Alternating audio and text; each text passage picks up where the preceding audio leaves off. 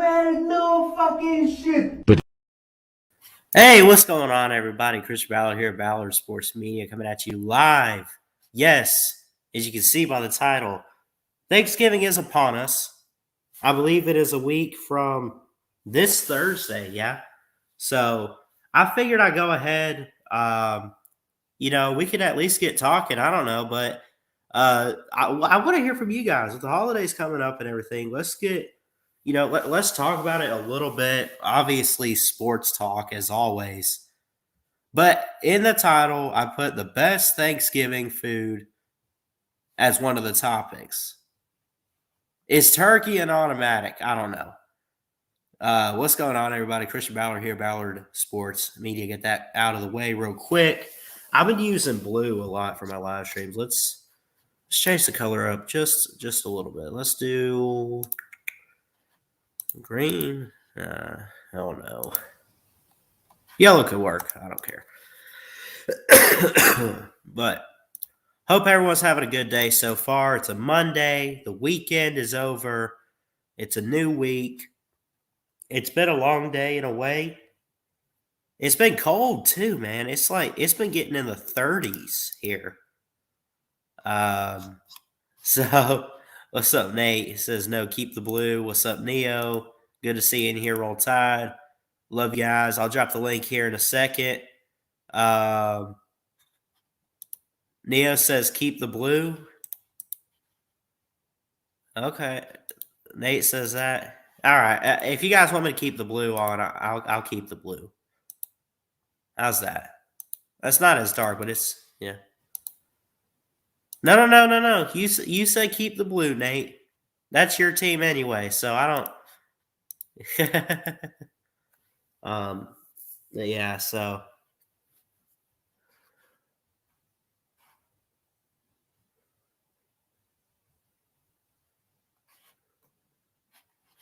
Where was it? Oh, anyway. I'll go ahead. I could drop the link,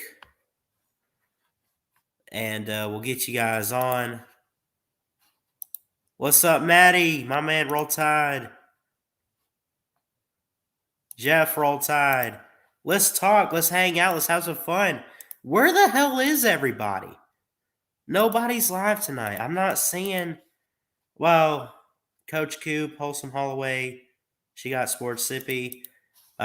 Those are some people that I watch that are outside of this amazing community. I catch up with all kinds of sports channels. But BBD, miss him. Chess is not live. There's nobody really. Have to finish some photos. We'll join you at 8:45. That's cool, Jeff. Hope they're great. I'm sure they are. You've been doing that for quite some time, taking photos, so at least what you've mentioned. Jeff says Roll Tide. Neo says Roll Tide. Anyone's welcome on. Click the link if you want to hop in. Feel free to. I've been coming down with something, man. Nose stuffed up. Been coughing a little bit. I don't know if it's out. I don't know what it is, but yeah. Also, this just in, and I'm kind of pissed. I'll hear from you guys. I don't care. I mean, speaking of, Neo, how you been? Roll Tide. Hey, Ballard. How are you doing? Good. So they just announced today that the Iron Bowl will once again be the 3:30 CBS game this year. I don't know. I want one. I hope next year they can get it under the lights at Bryant-Denny for the Iron Bowl at least. But I mean, I don't really care too much. It's a rivalry game, and as long as it's being played on Thanksgiving weekend, I'm cool. But why do they always want to do that game in the afternoon? I don't know. See, because of LSU A&M, for some weird reason, like that's better. I don't know. I think the Iron Bowl is the greatest rivalry in college football. Oh, no doubt. I mean, I already got a couple videos planned for it that are already made, but you just wait till next week. I'll be dropping them. We got to get through Arkansas first, which that's one of those teams that's they're better than their record shows. They've had some games that they've dropped, but Yeah. still. Sam Pittman is doing a really good job with him. Oh yeah, absolutely. Now let me add this person on. Let me just go ahead and say that it's Nate the Great. Of course. But what the hell, Nate? What's up? What the hell have you been up to? Oh God, that's the thing I want to talk about. There you go. God, dude. Always clowning, Nate.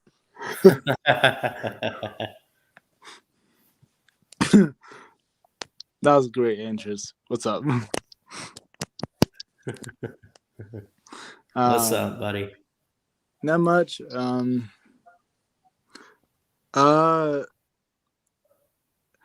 So I've been happy since Saturday. With that Michigan one. You've been happy since Saturday? Yeah. Or haven't been? Ben. Yeah, I gotta get out of my chest because how many years since Michigan won? I mean, it's this year, but when was the last time? Not this year, but last time that Michigan won it, except for this year at Beaver Stadium. Oh, hold on. Let me find it because I don't know. You remember a couple years ago when they went to Beaver Stadium and they lost and Penn State won at Bama? Mm-hmm. I said, bro, shut up. Yeah. I'm curious about that myself. Because it's normally one of those, if you're at home, you're winning the game. Right. Oh, no, that's Michigan State, Penn State. Hold on. I see between the trenches in the chat. What's up, man? What's up, trenches? Crimson Brave, what's up? So nice to finally see the younger player. Yeah, man. All the young players that played for Bama on Saturday looked pretty good. Saw some key. Did we see Trey Sanders in there? I think. Or we saw Roydo Williams or whoever was running the ball. I don't. But it was great. We haven't really had many moments like they've done in years past where they put in the second and third strings all the way around to run the score up. But I was working. I've been missing a lot of games this year. Yeah.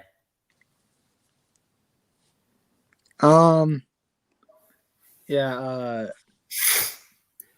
So yeah, I was screaming at the TV when it was playing and stuff. Man, 2015, Nate, was the last time. That's not bad. That's not too bad. That was the last time they went. I thought it would be like 27. No, 20. Chess. No, 2006 or something like that. I thought it would be like that long, but wait.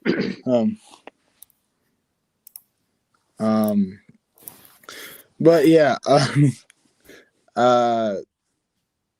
yeah, I just was so happy that was it like 20-17?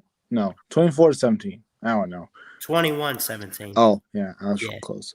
How about Mississippi State getting the upset over Auburn like that? That was hilarious. I mean, holy crap! I loved that. I did too. With the that was hilarious, but hey, I'm telling you. Now I'm so pumped up, but next week is Thanksgiving. It's all week long, man. Iron Bowl hate week. Let's go. Oh yeah. End the game. Or I should say, I don't hate the Iron Bowl, but I damn sure hate Auburn. Well, yeah, Iron Bowl's I would say tied, but whatever. You know what? The kick six. I hate to bring it up, but when I saw that play, that's the first time I've ever seen that. I didn't even know you could do that. Yeah, me either. I was like, what the heck? And I watched it, and I was now I don't know what is real anymore. I'm like, whoa.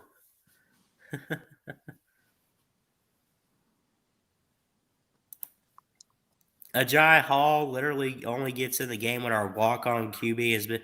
That's true.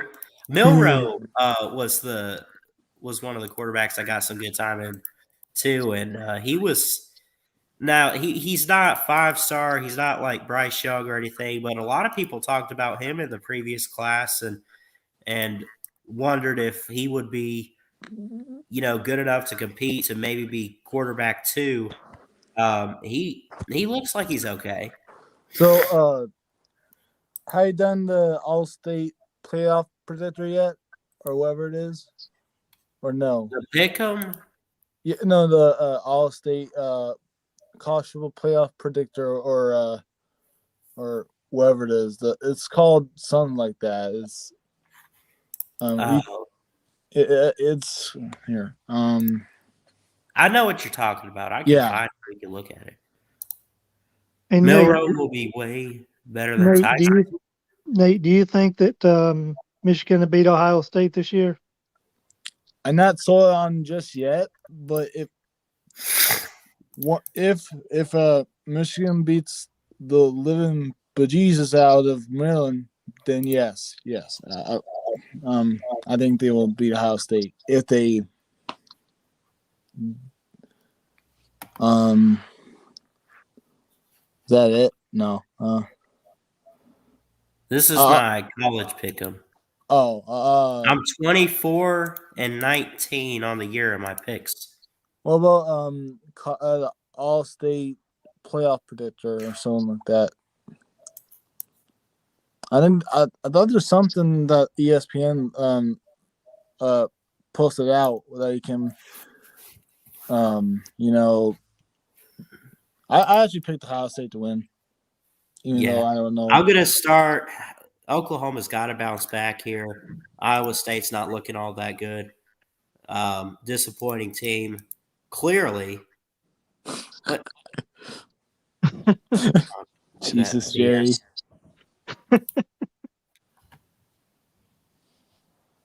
Oh, Jerry. Dang it! It's not letting me pick them. All right, whatever. I'm not. I'll pick them later, but I'd take Oklahoma over Iowa State right now. For sure. Iowa State. I said Oklahoma. I don't like them. You don't like Oklahoma? Oh, Nebraska, right? Yeah. Oh, look, there we go. It picked it. There we go. Okay. Yeah, I'm going to take Oklahoma. I think they got something going with Caleb Williams. Yeah. I think that last week for them, it was just that's hilarious. It was just a bad day, and Baylor's a pretty good team. So, I mean, it's not. It's tough that they lost to a 2-loss team, but it could have been a lot worse. I mean, it's not like when they lost to Kansas State a couple years ago. Do you see Texas? Did I see them? Like, see them play Kansas. Oh, yeah, I saw that. That was wow. All right. This next one, you'd think it's I guess it's no brainer, but it's also like I wouldn't sleep on the Spartans too much, but I'm gonna go with a gut feeling and say that Ohio State gets it. Let's just be honest. We don't want Ohio State to win this. Nobody's pulling for them unless you're a Buckeye fan. They're just one of those teams. But for purposes of getting some of these right and fixing my record for this year, I guess I'm taking the Buckeyes. Yeah, if Sparty wins this, I'm going to blame Sparty for this. I'm not going to be that happy. Yeah. But whatever. Now this is going to be good. Where does Clemson fall? They're already bowl eligible. 2 games left in the season. Surprising. Where did they go here? Oh, this is. I think they got the upset over Wake Forest. I'm going to look real quick. So Clemson has a 68.5 point, or 68.5% chance to win. This is in not Death Valley, but Memorial Stadium. It's a 3.5 point spread. Clemson seems like they've been on a good roll lately, and they've been getting a little better. Now, they're not exactly what we expect of them, But Wake Forest is 9-1. They could still be a playoff team if they win out and they win the ACC. Obviously, I don't think it's going to happen. A lot would have to go down, but crap. I mean, would you guys take Wake to No, like I'll take Clemson because I don't think Wake Forest is going to go that far. I mean, I think yes, I thought that. Oh, not thought. I think they had a really good story, but I think that story going to end this week against Clemson. But who knows? this is one of the I don't Wake clearly better program because I mean difference between team and program. Team we're talking about this year. Program we're talking about recency all time. Clemson's better, but Wake Forest is the better team. They're the best team in the ACC this year, record wise, and just showing it. And what Sam, what's his last name? Who's the quarterback? No, wait, Podolsky, whatever it is. No, Oh. it's not Sam Howell. But they got Sam Hartman. Hartman. Yes, he's looking really, really good. Yeah. I was thinking of I don't know. toss up that one. I'm Back. I'm gonna say Clemson gets an upset here. I'm gonna go bold. What? Nope. Pick auto set. Okay. This one here, this is truly tough to pick. Surprise, surprise. Nah, look, Alabama's defense, they got it down flat. Bryce Young's looking good. Arkansas, they're a better team this year than their record shows. I mean, they're not exactly what we expected them to be if you go back to September when they were just winning game after game. I do think they are better than their record. Like I mentioned, I think Sam Pittman's doing a great job. They got some good players, but they're not on the level of the Crimson Tide. Give me Alabama.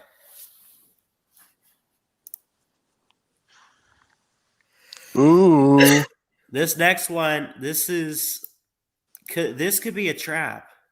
yeah, This might be where Cincinnati falls a bit. But again, I think Cincinnati will beat SMU. I do too, but I'm also going to say this.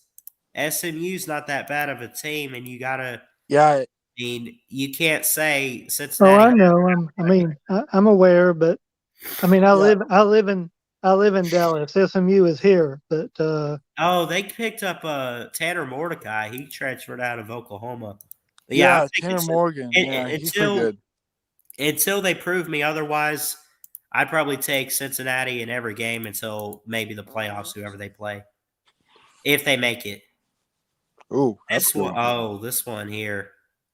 UTSA, UAB. I haven't seen much of UTSA this year, but I guess they're 10-0. This could be a good game for UTSA because they didn't really. I mean, they beat Illinois, a really bad Illinois team, but although it's Power 5, but a really bad Power 5 team. are they still undefeated or have they lost a game? UTSA is still undefeated. Okay. UB, I don't think they win this one, but I think they keep it close. But I think UTSA is going to win it close. So I don't know. I think UTSA.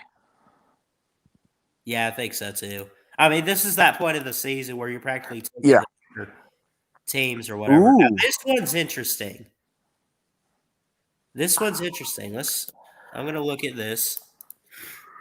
Liberty has a 64.9, count it 65% chance to win. They don't have a better record. They have a better offense, though. You got Malik Willis. You got Demario Douglas as a great receiver. Their defense is pretty good. It's better. They're favored by 4. Louisiana with a better record. I'm going to say Liberty, though. I think their offense could go out and get this game taken care of, and I think that ultimately they'll pull it out. No, this is a good one, too. There's a lot of good ones. Yeah.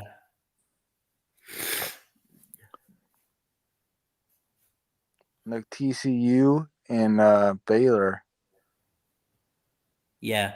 Who would you take Liberty in this one, Nate, or would you take Yeah, Louisiana? I would take Liberty this one. Although the Raging Cajuns is pretty good this year, but by record, by schedule wise, no, the resume or something like that. But I think Liberty is gonna beat Liberty. Beat Louisiana. Sorry. Yeah. Um. This one here, Baylor's number 13. They're 8-2. This is a great team. Kansas State. I'll pick Baylor. Now, here's the thing about Kansas State. They can be they're kind of like Northwestern in a way.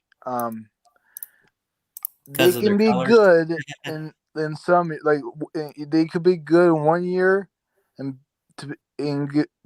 they'll be good the next year after that, and they're like an up and down team for record. They are literally, they're really not that. I mean, they're 7-3.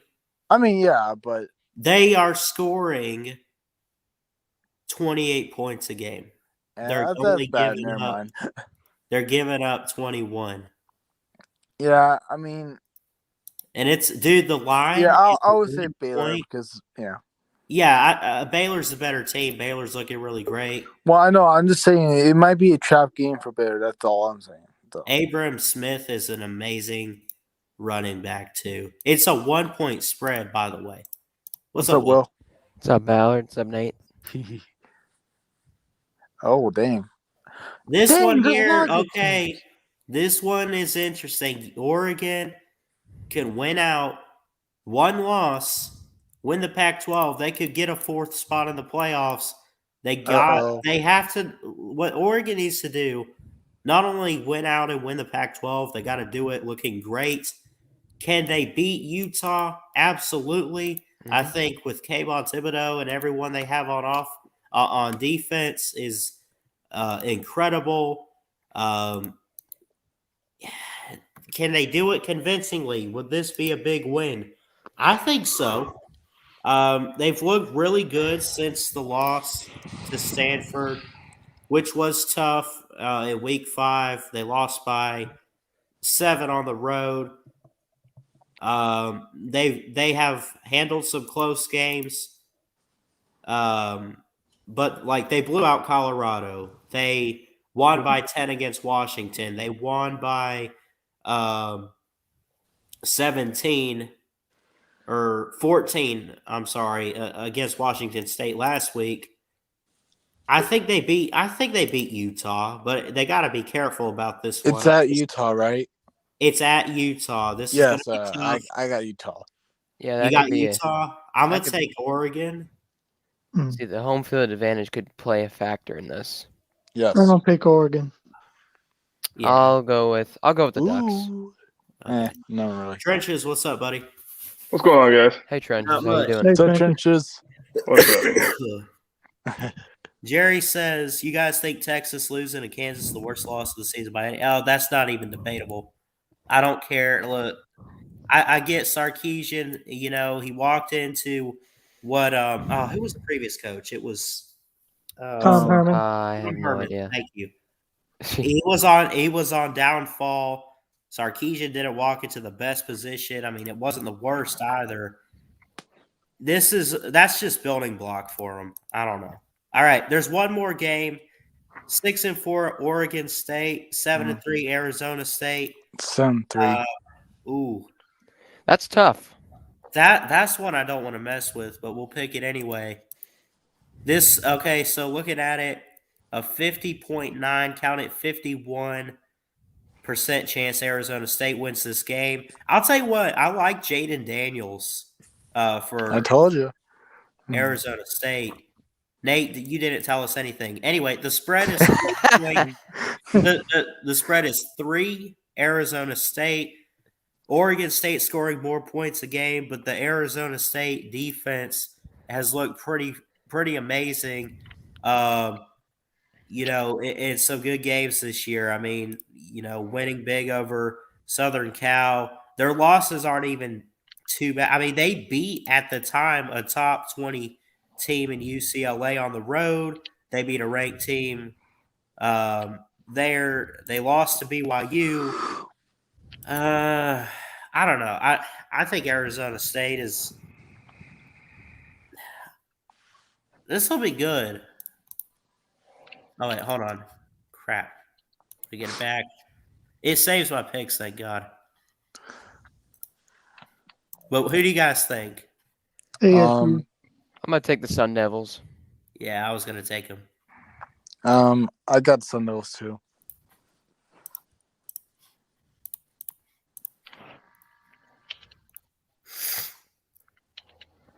Jai.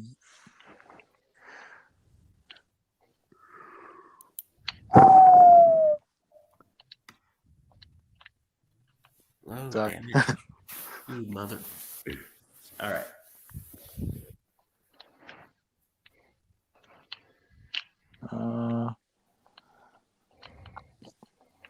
I'll go on Arizona State here, too. Oh, and here we go. The tiebreaker. How many total points will be scored in Ohio State, Michigan State? Ooh, The Well, that's- combined score. That's interesting. 400. I don't know. I want to know what the line is first off, and what the What does 400 mean when between the scores? Like, What do you So mean? how many total points will be scored in the game? It's like yeah, okay, never mind. for example, if it's like 21-20 and you Oh. put 41, you get it right. Oh, okay. Yeah.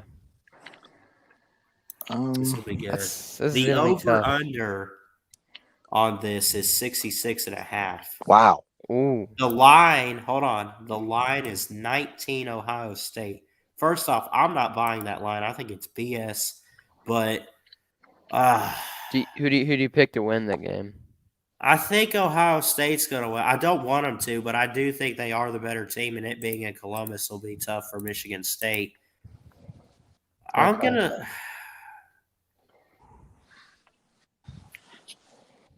Yeah. someone pick a number between 50 and 70. 58. What'd you say? 58. 58 total points in this one, let's say. All right. Screw it. 400. 400. 400. 21. Just imagine that though. Yeah. Oh, Yeah. Oh, you're a little early, Ballard.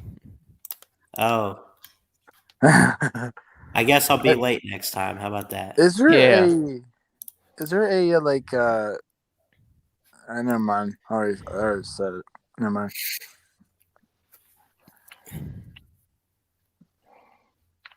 Jerry said, "What is this? The Price is Right."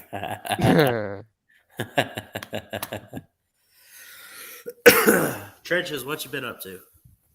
Not much, man. Just chilling. Yep. Chill. Uh, Oh, sorry. I've been thinking this might be one of the biggest upset weeks of the week. Oh, Uh-oh. for sure. There's some good ones. Like what?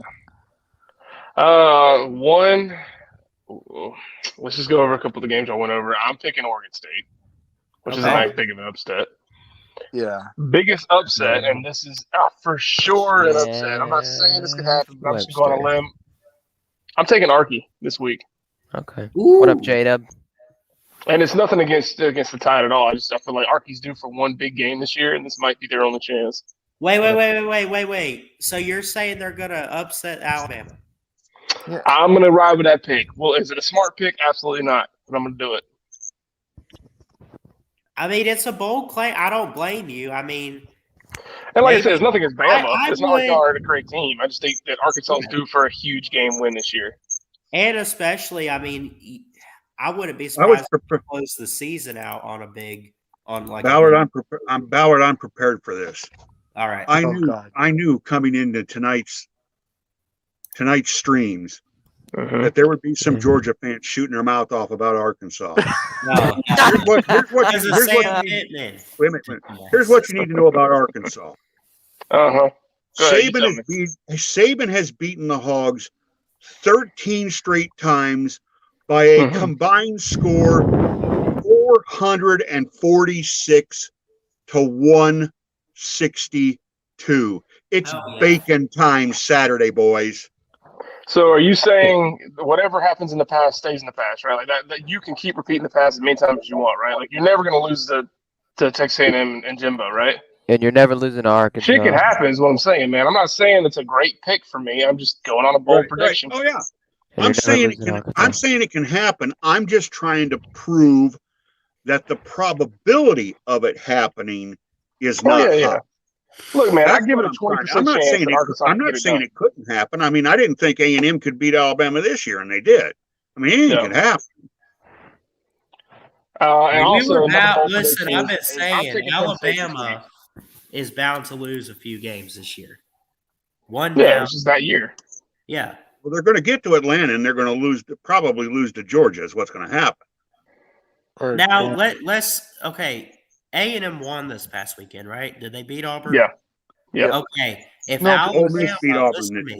Alabama does drop the Iron Bowl or Arkansas, A&M's in the West. You haven't lost to Arkansas since 2006. That's true. I mean, that's like Tennessee right there. Exactly. What happened this week? What happened this weekend with A&M losing and with Auburn losing is that Alabama just got a 2-loss invitation to Atlanta. Y'all have to lose both. Bama would have to lose to both Arkansas and Auburn to not make it to Atlanta. And if you're wondering, well, when's the last time Alabama lost 2 games back to back? It's never happened under Nick Saban, except for the SEC championship and the Sugar Bowl in 2008. Yeah. That's the last time Alabama's lost back-to-back games. Yeah. I think Arkansas's got a better shot at beating y'all than Auburn does this year. But especially with no Bo Nix. Think about that for a minute now. Oh, that's right. Bo Nix is out, isn't he? I saw that today. You have to be at least a freshman in high school to have been alive the last time Alabama lost back-to-back games. Just let that stew for a minute. Yeah. Now let me ask you. Are you talking about me? Do you remember Alabama? No, I'm just saying that to anybody. I mean, I'm older than these kids. No, that's what I'm saying. If you're anything younger than a freshman in high school, you have not been alive when Alabama has lost back-to-back games, and that's something that maybe needs to be thought about. Hold on. LW, I'm going to have to silence you for this one, sir. That's blasphemy. What did he say? He said Will Anderson gets shut down this week. His time is up. No, Will Anderson is a beast. Come on. I mean, I think he's on the wrong defense this year, but he's a beast. Do y'all remember Alabama, Arkansas 2014? Oh, damn, which one? You guys won by 1 point. Was it 1 point? 14-13. Yeah, I think we won by like 45 for the next 5 times or something like that. Yeah, then you won 19-14, 49-30, 41-9, 65-31, 48-7, and 52-3. So what's your point? What was that? What's your point? Well, what I'm saying is like ever since that time you only won by 1 point, you've won by more every game. Yeah. Well, look, man, I hope y'all don't think I'm coming in here just to talk shit on Alabama. I'm just making one crazy pick finally this week. Yeah, I mean, it could happen. I mean, any kind of crazy. I mean, it's that year. This is the time. This is like Trench has said. You get to the last 2 weeks of November, and this is when Katie bars the door. All sorts of shit starts to happen now. Yeah. I just didn't want y'all thinking it's a Georgia fan trying to talk trash. That's not the case at all. Oh, I got one for you guys. Just to shake things up, what if Bama loses one of the next 2 and then goes to Atlanta, which means that Alabama's sitting in Atlanta at 10-2 and upsets Georgia? Yeah, does Bama get in? I don't know if Bama I talked about this Saturday night I was the second caller on Mark Rogers' Voice of College Football, and we Nice. talked about this exact scenario. What does the committee do with a 2-loss but SEC champion Alabama? And he and almost the entire comment section agreed Bama's in. Oh, Georgia still get into that point. Because they would get in with Georgia because Georgia's in, they're in no matter what. my and- pick. And that would be the most impressive win of the season by anybody would be Yep. Alabama beating Georgia. Whoever beats Georgia is going to automatically have the Now, best win okay, of the season. okay. Yeah. Here's a good topic real quick. Okay, surely. And now what that would mean, Ballard, what that would mean, by the way, if that happens, is that if Oregon and Ohio State are 1-loss champions, if you have an Ohio State 1-loss Big Ten champion, and you have an Oregon 1-loss Pac-12 champion, Yeah.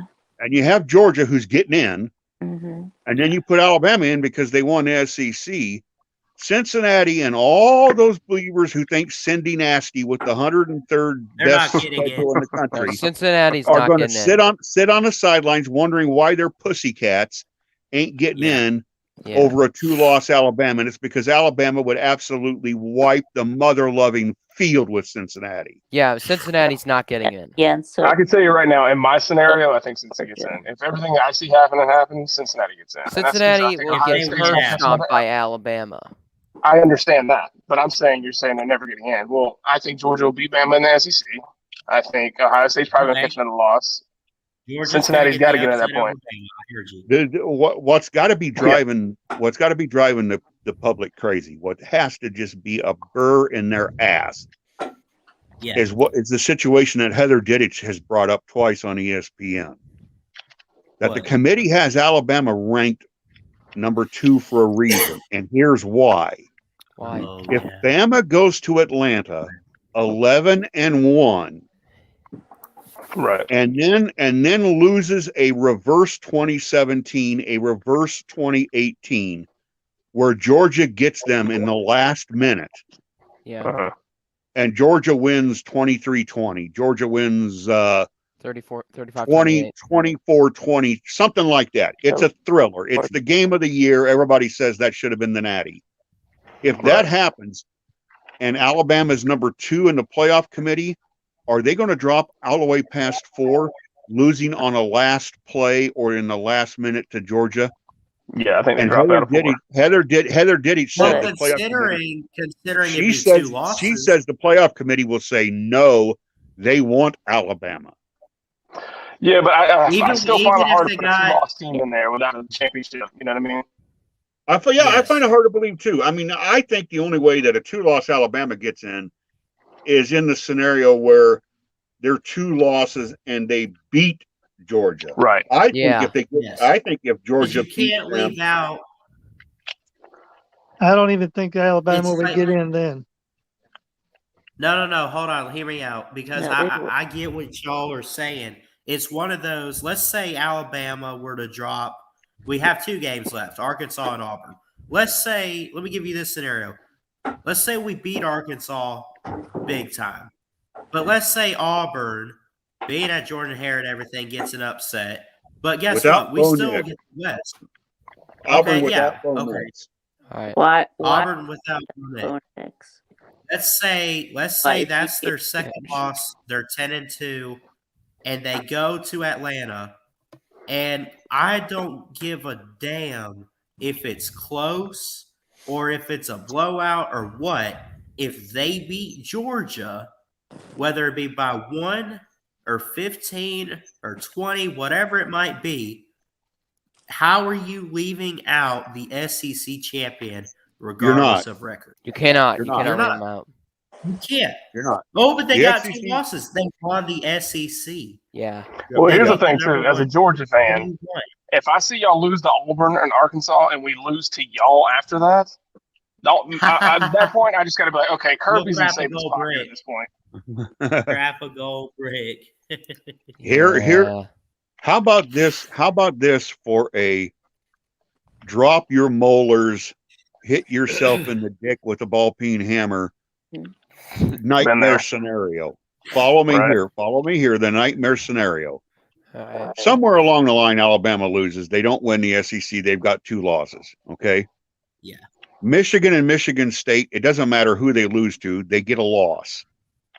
Let's say Ohio State beats them both, but then Ohio State loses to Wisconsin or Iowa in the Big Ten championship game. Ooh. Oh, Let's say Oregon loses a game. Now you've got 2 lost champions in the Big Ten, a 2-loss champion in the Pac-12, an ACC champion in maybe an ACC champion in Wake Forest, but even with 1 loss, the committee doesn't like them because look where they're ranked right now. And the committee doesn't like Oklahoma because look where they're going to be ranked tomorrow. You know who that leaves? That leaves Cincinnati, and guess who else, kids? Guess who else? I get what you're saying, but it also depends. Cheers for old Notre Dame.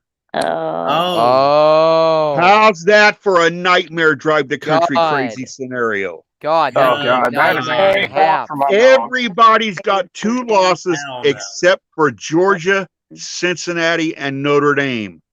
Wow, Well, actually, Just give us the trophy at that point. that would be crazy. Yeah. But hold on though, Give us the because golden you flute. know how many times Notre Dame has been a 1-loss team. I honestly I don't know, but they were talking a few years back when they made it in 2018. They said all Notre Dame has to do is win out. If they drop a game, they'll be out of the playoff race or whatever. Can a 1-loss Notre Dame actually? Do you actually think they could get the nod from Yeah, the if everybody's sitting there with committee? 2, they'll get the nod. They If could. everybody's, Okay. Yeah. Trenches agrees with me. Okay, if everybody's sitting there with 2, Cincinnati, Yeah. if they're undefeated, and Notre Dame with 1 loss gets in, I think if Cincinnati, to me, and I'm not just saying this because I can't stand them, because I really can't stand them, even though I Yeah, you like hate their 'em. coach. But I don't think Cincinnati with 1 loss, the committee's not going anywhere near Nah. a non-Power 5 with 1 loss. I don't care what happens. I need the explanation here, Jeff. Why do you hate Cincinnati? Yeah. Why do I hate Cincinnati? Yeah. Because I don't like all these people coming out of the woodwork, pumping up Cincinnati, and they can't see their ass from the back end of their butt. This team Right, is but we have this playing every year with the nobody. Power 5 team. They're playing nobody. Right. It's the same They thing we have- have with UCF and Boise State. Like They it have happens all the time. right. It's not They have just one. They have one decent win. They have one decent win, but their body of work is garbage. It's nothing. There's think- no and I heard- way. I heard somebody comment on this. I saw somebody comment on this earlier, and I agree with it. A lot of people just simply want the novelty of seeing the Group of 5 team in the playoff. Well, that's why they we're just getting 12 wanna shake teams. it up. But look. The way they struggled against Tulane, they just struggled against. I know they won. I know what the margin of victory was, but they were struggling against South Florida. They struggled against Navy. They beat a bad Indiana team. Okay, they beat Notre Dame, but Notre Dame wasn't playing great at that time. I mean, this Cincinnati team could not survive in the SEC, the ACC, the Big Ten. They'd be a 3 or 4 loss team if they had to do that every week, and go through that. They couldn't do it. I saw Slim Shady Canes arguing with Jacob Watson about Cincinnati and how they're not going to win the ACC, and I agree. Here's They're my not gonna question, win though. the Is why is ACC. anyone wasting breath arguing with Jacob Watson? That's true. That's Correct, true. correct.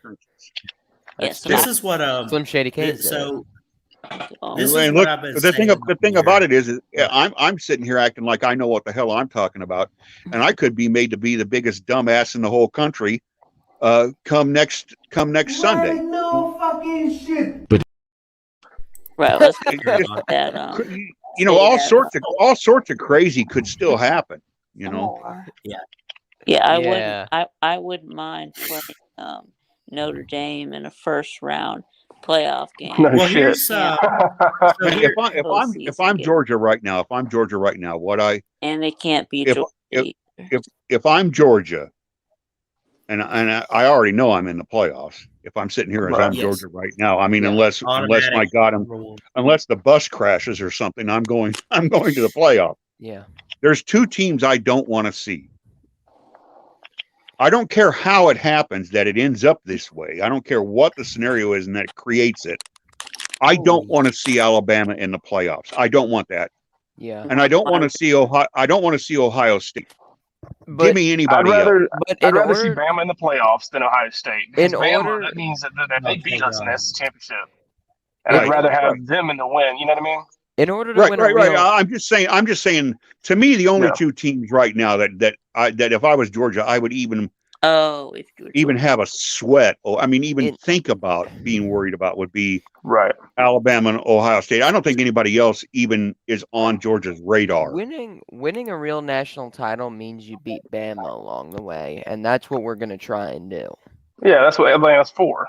That's Yeah. true. Because think about this.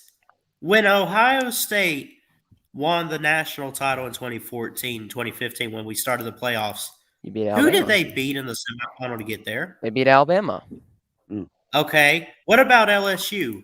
Did They they beat not? Alabama They in the had re- to beat Alabama. They beat that year. Alabama in the regular season. You Yeah. had go. I mean, you could go back all the way to Tim Tebow. I mean, when he won the title in 08 and everything, he had to beat the They title, won the SEC SEC title. Right, but You Ballard, have we're to going to get- get that scenario as Yeah. long as y'all win one of your last two SEC games. Right, right.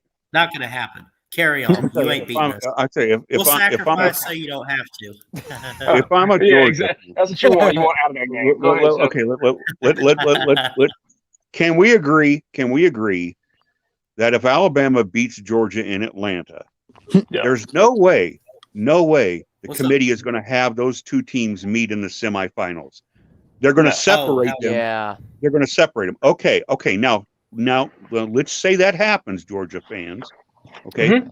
let's Okay. say that happens, and let's say you get Oregon, and Alabama gets Ohio State, and you beat the living hell out of the Ducks, and you Right. go to the national championship, and you're sitting there watching the Cotton Bowl, and son of a bitch, Ohio State connects on a Hail Mary and beats Alabama in the semifinals. Ooh. Right.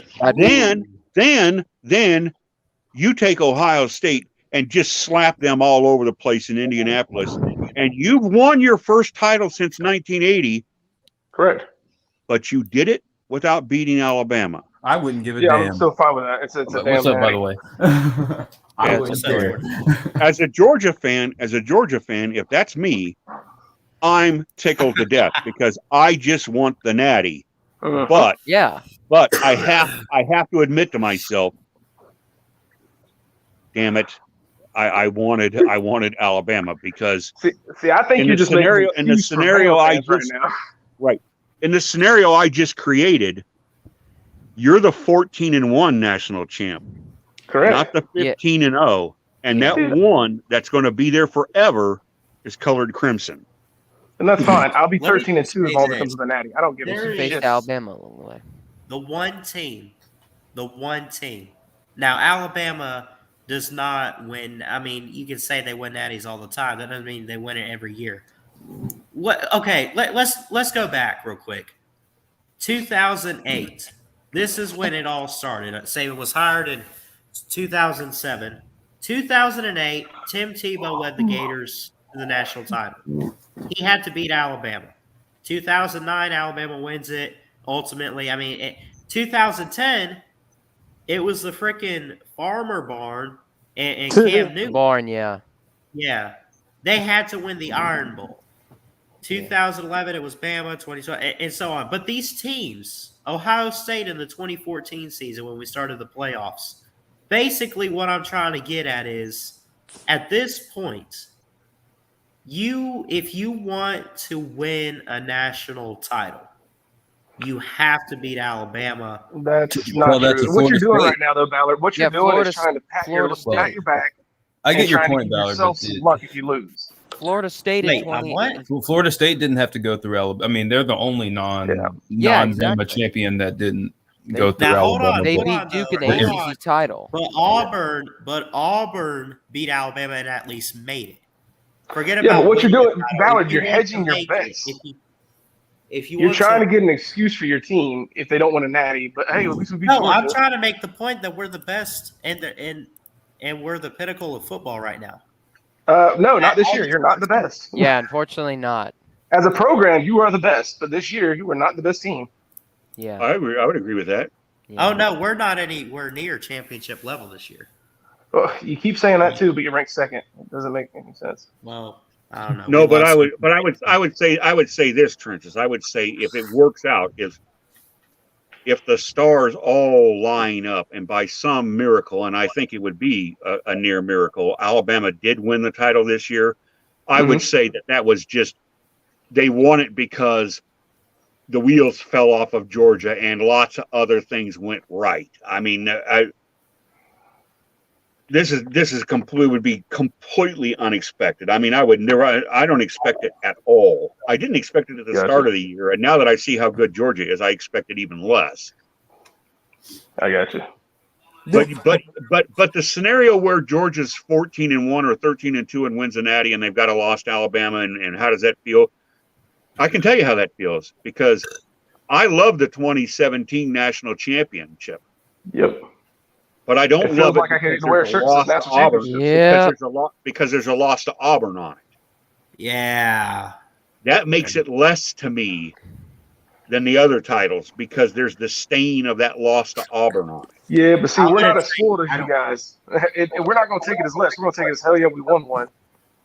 Last year, what Mac and Najee and all them did, and Smitty, I'm telling you right now, Bama could go like 15-0 next year with Bryce and all these guys this year. That team last year, I don't know if I'll ever see. I mean, you could see maybe a bigger blowout or a bigger natty win down the road with Alabama. I don't know, but that team was just that special, and I think. Yeah. Of all How the do you national compare? titles I've seen, Well, that was- I'm going to tell you. How I'm do going you to tell you what. compare- I'm going to invite everybody in the room right now yeah. to shoot me right in the head if I start in a year or two down the line referring to the 2020 Bama team like LSU fans refer to the 2019 like they were the greatest ever. I'm not going to say that because I don't think the 2020 team was the best team that Saban had. So you're never going to hear me scream and holler about that. I think the best team Saban fielded was the 2011 team. Could I ask y'all, to the Alabama fans in here, which Alabama team to you is better, the 2012-13 team or last year? 2012-13. You mean the 2011? McCarron, AJ McCarron. You mean the team that beat Notre Dame? Yes, the team that beat Notre Dame. Oh, yeah. That was probably the. Oh, Beat Georgia in the SEC title, and then you beat Notre Dame. Right. How do you compare that to last year's team? You know, I don't. I'd probably put last year's. Honestly, I probably 2012 was. yeah. What do you think was Saban's weakest natty? Hey, I'll tell you of what. that? We need to not forget. I think it might be 2012. I would agree with Bowman. I think that's the weakest of his natty teams. 2017. What's the weakest?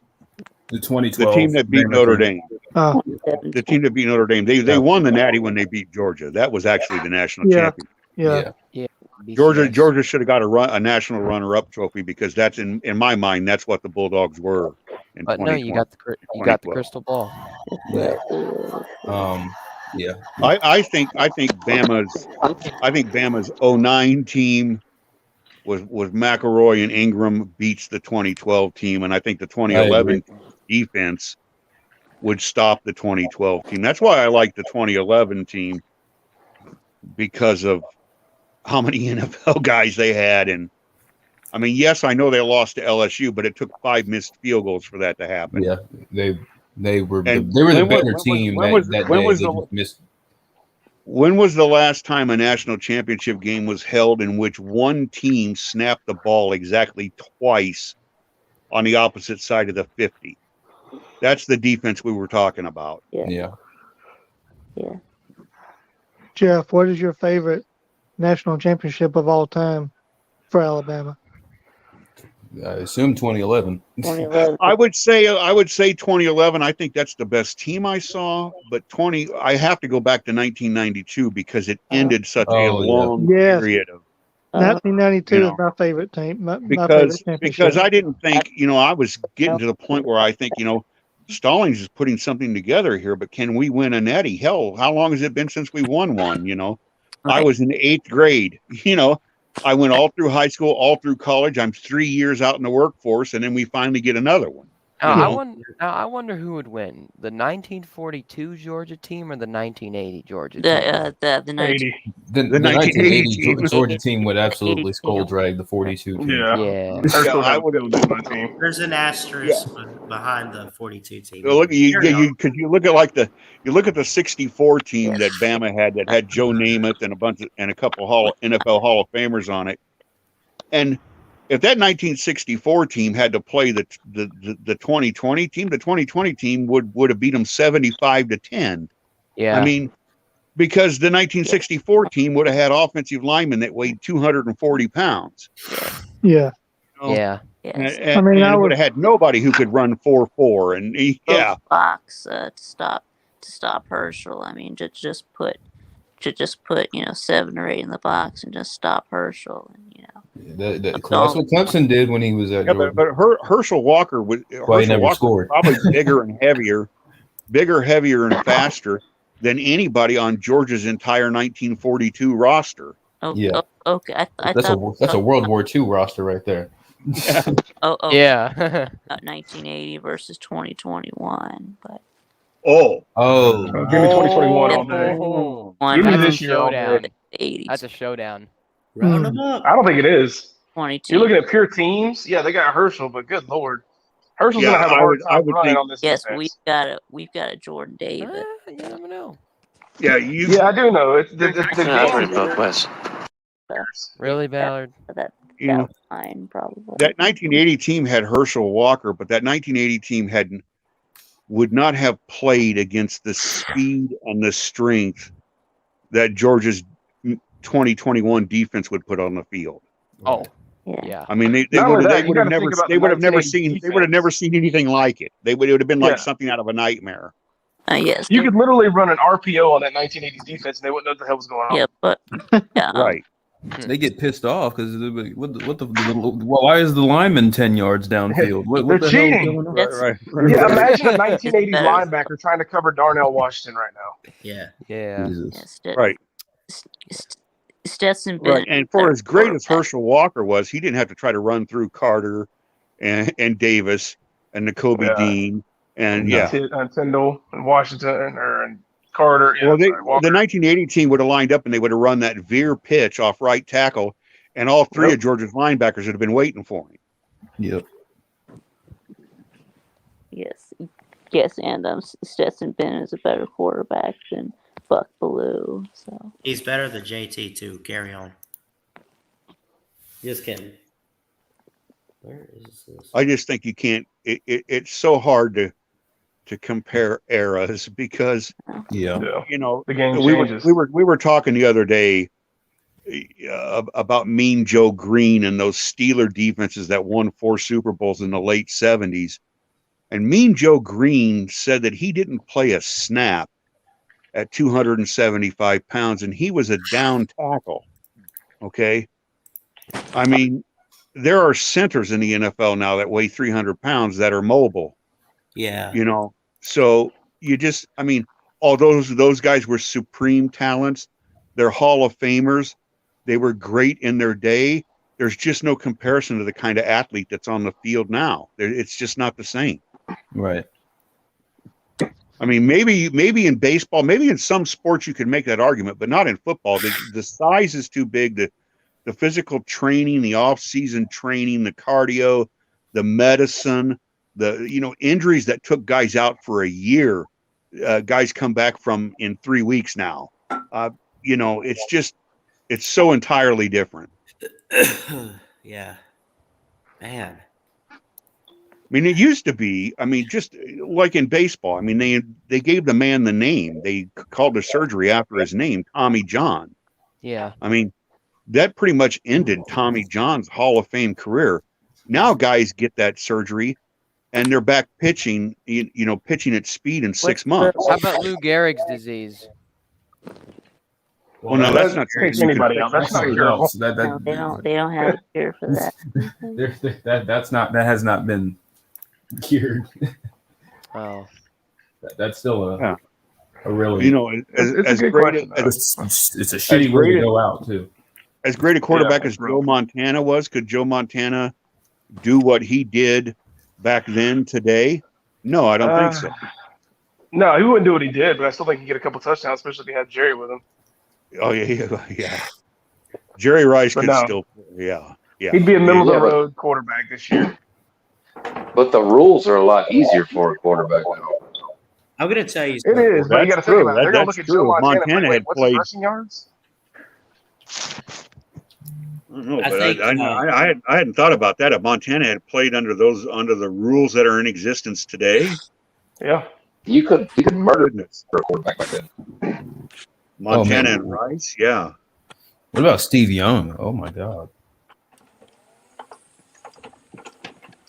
Steve Young would be really good. You have no clue. Yeah, and he's already mobile, so it kind of works out with today. Yeah. I think I'm going to make a bold claim. I think Oklahoma State might win the Big 12. Their defense is pretty amazing this year, honestly. I don't think it's that bold, man. I think they take out Oklahoma at the end of the year. yeah. Well, they could. The team that could screw everything up is my team for the disappointment of the year, and that's Iowa State. Yeah. They could really screw things up. Disappointment of the year. No, Yeah. but Oh I'm yeah. a man. Well, I'm they a weren't man. disappointing according to my state. I wasn't on the Iowa State train. I was like they had a good season, and I mean, and they're having a good season now. Like, Yeah, I get what you're Man, saying. though. unrealistic I think expectations for Iowa State. Well, I thought they'd be 9-2 with a loss to Iowa and a loss to somebody in the Big 12 and get into the Big 12 championship game. That's what I thought was going to happen. But they could still screw everything up and make America happy if they beat Oklahoma this weekend, because then with 2 losses, Oklahoma's out. They're out of the title picture. I'm a man. I'm 40 has been doing good this year. Yeah, he has. Now, let me tell you what, in the Big 12, and this would go back, this would include the days when the Big 8 was the conference. I really liked Gary Patterson. I thought he was one of the nicest coaches as far as a human being goes. As far as you're going to sit down and talk to this man for 5 minutes, are you going to enjoy his company? I thought Gary Patterson was a really class guy and a nice guy, and I've thought for a long time that the 2 biggest dickwad coaches that I've ever been in a press conference with are hands down Brett Bielema, who's now at Illinois, and Mike Gundy. I'm a man. I'm 40. I'm a man. I'm 40. And it has nothing to do with that. It has nothing to do with that. He just comes off as a petulant whiner. Yeah. He seems like a prick. Yeah, he's kind of a And he whines and cries on the sidelines like nobody you've ever seen. And Bielema was a jackass when he was a player at Iowa. He was a jackass at Wisconsin and at Arkansas, and that hasn't changed now that he's gone to Champaign. So he's been the same jerk his whole life. Those are those coaches you look at and you're just like, You must be some kind of a dumbass. Yeah, it seems reasonable. yeah, there's a lot of coaches out there like, they're just. Well, dicks. somebody asked I me. mean, Somebody asked me the other day how many millions of dollars they thought Matt Campbell lost this year, None. and I had to say I don't think he's lost any, because I don't think he was really going anywhere unless the Michigan job had come open and Michigan wanted him. I think he would have left for that. But I just think him and Erica are comfy. They live in a house like you wouldn't believe. It looks, his house is like, imagine what a multi-million-dollar coach's house looks like, and that's it. He lives he lives in the house that former Iowa State coach Dan McCarney used to live in. He bought McCarney's old house, which is not really a house; it's more of a mansion. But anyway, I think they're comfortable here. I don't think they're. Hey, can you guys so- guess? Did he lose? Did he lose millions? Well, maybe he's not going to be the first name on the list in all these coaching positions. But Yeah. speaking of coaching positions and staying away from talking about Alabama, who in here expects that Dan Mullen is going to survive another month? No way. No, done. Florida State's about to wipe that ass in 2 weeks. Yeah, exactly. I'll tell you what, Because I it seems to expected me, Florida. it feels to me like he's lost the team. The team's just quit on him. No, he has. Yeah. Trust He's a me. clown. Well, at least the defense. And I'm actually very now. I expected Florida to take a huge fall off, but this is abysmal. I mean, this is shockingly bad, man. I mean, I didn't. Wow. Hey, do you know? Can you guys guess the longest active head coach in college football right now? Yeah, I know who it is. No, I know who it is too. Hey, I know who is it? Who is it? Yeah, Go ahead, Bowman. Go ahead, Jordan. You know who it is. Yes, I do know. Yes. Say it. Brian Kelly. No. Kirk Ferentz. Yes, Kirk Ferentz Ferentz. at Iowa. Kurt Ferentz at Iowa. Yeah. I forgot about Kirk Ferentz. I think Brian Kelly's Y'all second. hear, now that Gary Patterson is out. I forgot about. I don't know why I forgot about Kirk Ferentz. If you want to talk about not making coaching changes, let me run this by you. I think it was 77. It might have been 79 when Iowa hired Hayden Fry. Okay. Yeah. Hayden Fry coached all the way up into the Kirk Ferentz era, which began in 98 because Ferentz is there for 23 years. Yeah. So for the past 42 or 44, I don't know which is the answer, 42 or 44, there have been exactly 2 head coaches in Iowa City for football. 2. They're like the Pittsburgh Steelers. They just don't ever change their head coach. Yeah, Mike Tomlin. Tomlin before him, Cowher before him, Chuck Noll. I was born in 1960. I was born in 1966. The Pittsburgh Steelers have had 4 head coaches in my entire life. Let's not forget Bear Bryant coached for almost 30 years at Alabama. Did you not hear Jeff say we're not going to Alabama or Georgia right now? Wait, what? Let's talk about the taters. No, talking about coaching duration here. So, well, Vince Dooley. How long was Vince Dooley at Georgia? Vince Dooley was at Georgia for a long time. 30-something years. Yeah. Frank Howard was at Clemson for about 25 years, something like that. My favorite NFL team has had 5 head coaches throughout my life. 20.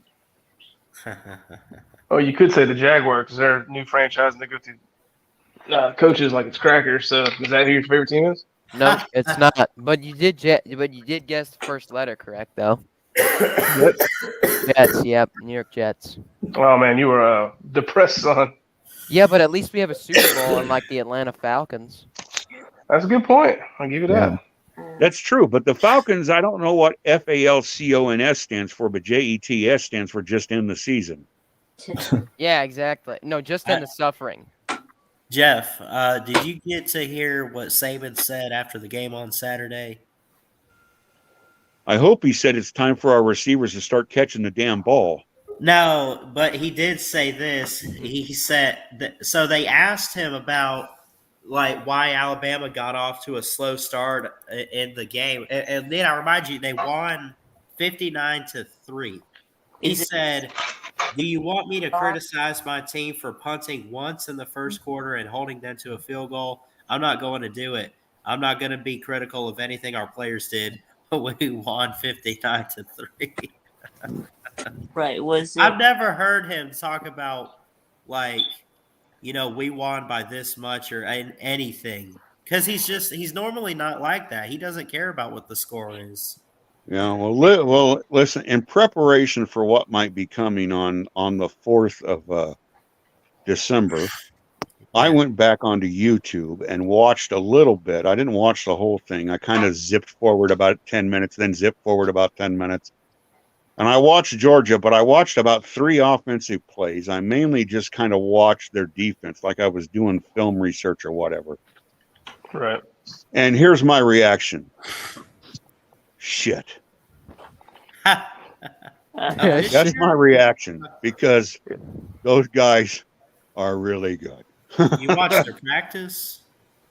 They're really good.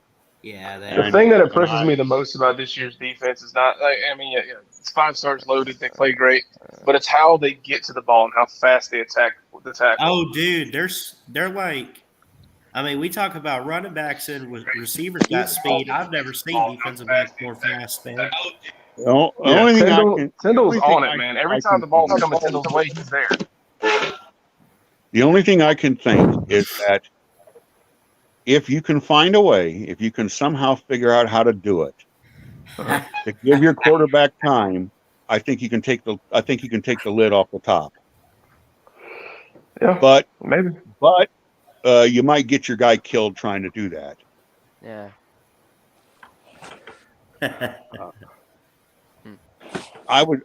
It's just too bad we're not going to see in Atlanta last year's Alabama offense versus this year's Georgia defense. That would make for a great game. That's a matchup. Right, You but we're said not it was, going to see that. We're not going to see that. I think Georgia's going to smother Alabama's offense and win by 8 to 10 points. Oh, they'd kill Bryce Young right now. I mean, there's quite a few defenses that probably would, but Georgia especially. Well, I had to listen to this Bama fan who I'd never heard of before on Mark Rogers the other night talking about how they're hiding Bryce Young's running ability. Oh gosh. And That sounds He very said, familiar. what? and Eerily familiar. Yeah. and that they might just like for a surprise, just to shake things up for a surprise in the second quarter, whatever, while the game's still in reach, bring Jalen Milroe out for a possession just to stir things up and make Kirby think. And I'm like, I don't know where this guy got his pot, but I wish that's where I was buying it. Yeah, let's put Jalen Milroe out there. He is raw. My, I would would die. love He for wouldn't know poetic what. justice Who is for third quarter JT Daniels to walk out. He's Wait, what? Alabama's third string quarterback. Listen, He's the guy who you're going to hate in 2 years. He's going to be he's going to be really good, but right now he's not ready to be out there. They were talking. You don't want his first play the other against day Georgia's that defense. they were saying the other day. They were saying the other day that they think Jamison Williams might be the only guy on the team faster than Milroe. Yeah, Jalen Milroe. I like that. That's gross, dude. Come on. That's not. What's it to you? I love that. When he starts playing well for Alabama, I hope that name catches on because he attracts most. Yeah. Milroe, hey, I'm telling you, man, if you go back and watch his highlights in high school, he's a pretty versatile guy. He's nice, yeah. I mean, he can run. He's got a pretty strong arm. He's just his size isn't the best, but he makes it work really well. And I mean, what? Well, they're looking for another running back, so I mean, he might be like an emergency guy this year. I don't know. Yeah, Roydell Williams is banged up. Trey Sanders was lucky he didn't have his leg amputated below the knee in that car wreck he was in, and he's never really recovered from that. Yeah. And then we've got our number 2 is out for the year. So here's the nice thing, though, Bama fans, don't freak out. Because the nation's number 2 and number 6 running backs are in your recruiting room. Is one of those? Is one of them? Is it Kamar? Is that one of the guys? Yeah, and don't freak out about the offensive line, because there are 5 guys,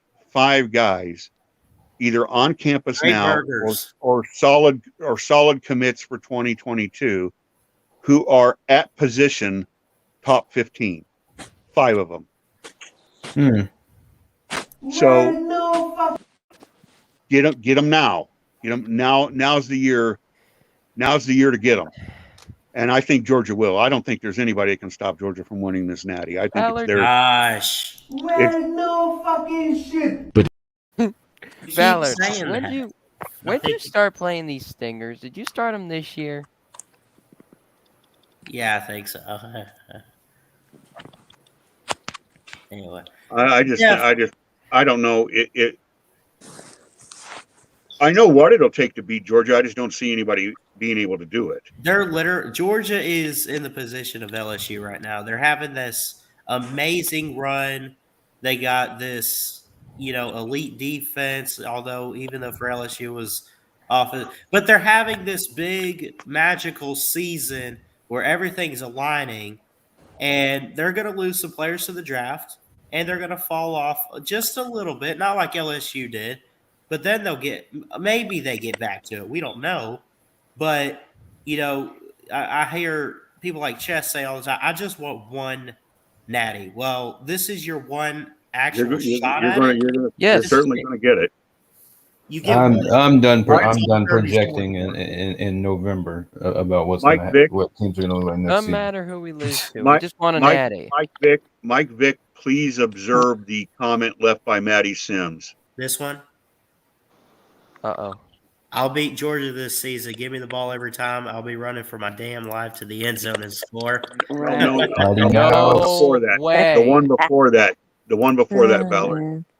Fans always losing cautious optimism next season. Oh, for Falcon? Falcons. That's funny. For the Atlanta Falcons, right? Yeah. Yeah, man. The Bucks, though. I mean, they've I kind hate of been Tom on. Brady. It don't matter. Rams are winning it all this year. I absolutely hate Tom Brady. Yeah, the Titans are. I hate them. Unfortunately. Well, Titans don't have Derrick Henry anymore. The Rams are losing Has that 31-7 mattered? on Monday Night Football right now. Has that mattered? I'm pissed. Wow, I forgot. Wow. Our offense yesterday looked like straight garbage. We are the We second have team. lost the past 2 games. Oh, did you lose to the no-name football team? Oh my Yes. God! Yeah, The ones that changed their name to bend over backwards. You lost to the for those no-name offended. football team. Yeah, We lost to the Redskins. You lost to the no-name football WFT. team. Yeah. The Washington football. That's unfortunate. No. We Yeah. My lost to team the has Redskins. became the second team in NFL history to beat 5 teams that made the playoff the previous year. So, it is what it is. Yeah. That's well, the Falcons. Without our best player too. Yeah. Well, the Falcons also lost to Washington. Yeah. Washington's not that bad of a team, but I mean, No. well, who am I kidding? They're 3-6. Yeah, they are. Now they're on a roll. Like they've had some ups and downs. They're just inconsistent. And God, I don't know what the Bucks did wrong yesterday. Scoreless first quarter. They just had nothing. You talk about how the NFL has changed, and none of you will remember. Trenches might remember this. I don't know how old Jordan is, but Trenches might remember. The Redskins used to be owned by a guy named Jack Kent Cook. Uh-huh. And they played at RFK, Robert Fitzgerald Kennedy Stadium. Yeah. And when the Cook family were the owners, You're right back. the Redskins were a team play. That was an owner that guys wanted to go and play for. He treated his players right. He paid them well. It was kind of like the Rooney family with the Steelers. You wanted to go and play for them. You were treated right. You felt comfortable there. But then Daniel Snyder took over and everything changed. Yeah, Dan Snyder's one of the worst owners ever. Right, but when the Cook family owned them, players wanted to go there. That was Washington, even when they weren't the best team, was a good destination. You felt good about moving your family there. It was an organization that took care of you, blah blah blah, kind of like the Steelers. Like the Chiefs with the Hunt family. Or actually, who has a worse NFL owner, the Washington or the Jets? Because the Jets have Woody Johnson. Well, the Giants with the Mara family had that kind of a reputation. The Jets have Woody Johnson. Honestly, the Jaguars. Woody Johnson's the Jets owner. What's the Jaguars owner named? Khan something? It's something Khan, isn't it? Yeah. He's also got how do he make his money, Jordan? How do he make his money? Is he an internet guy, an oil guy, a business guy? Yeah, I think he's an oil guy or something. Yeah, I live here, man. Most of the stuff is all Colin. He's actually got a soccer team in London as well, and he's trying to move a team out there. Yeah, how far are you from Jayville, Trenches, if you don't mind saying? If I'm going to the stadium, about 40 minutes. Okay. Oh, you're not that far. Uh-uh. Hold on. Oh, God. He was an And the only time that he thing was a sells car out is guy. a That's cocktail what it party. was. What's up, Vic? Yes. I'm gonna head on out of here. Yes, I'm gonna head on out too. Yeah, me too. I'm gonna head on out. Okay. See y'all later, guys. Yeah. See you later, Ballard, everyone else. Have a Later, good man. one. All right, later. God, I'm dying.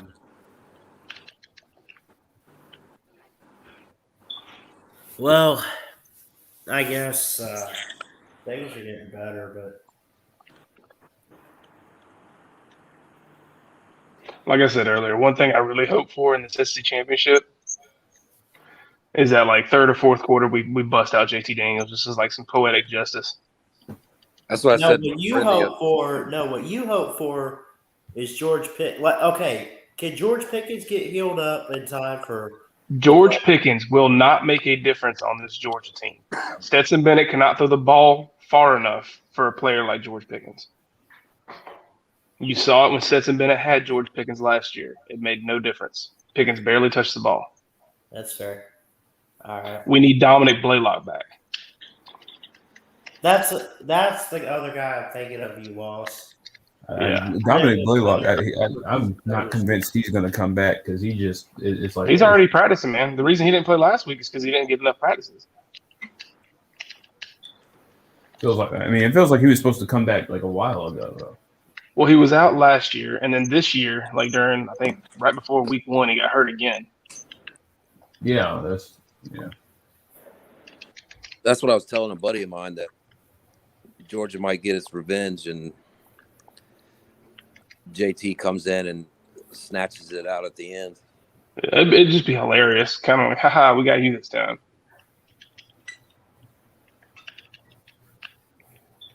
Yeah. See, I don't know what it's like not playing the right. Well, I do now, but it's been a while since we haven't played the right quarterback. I got a Clemson question for the Tater Man here. Shoot, What happened? How comfortable are you with Ungalele on the field against UConn in a game that's, I mean, oh yeah. I want to see some. when I found out he was playing that day, I was like, why?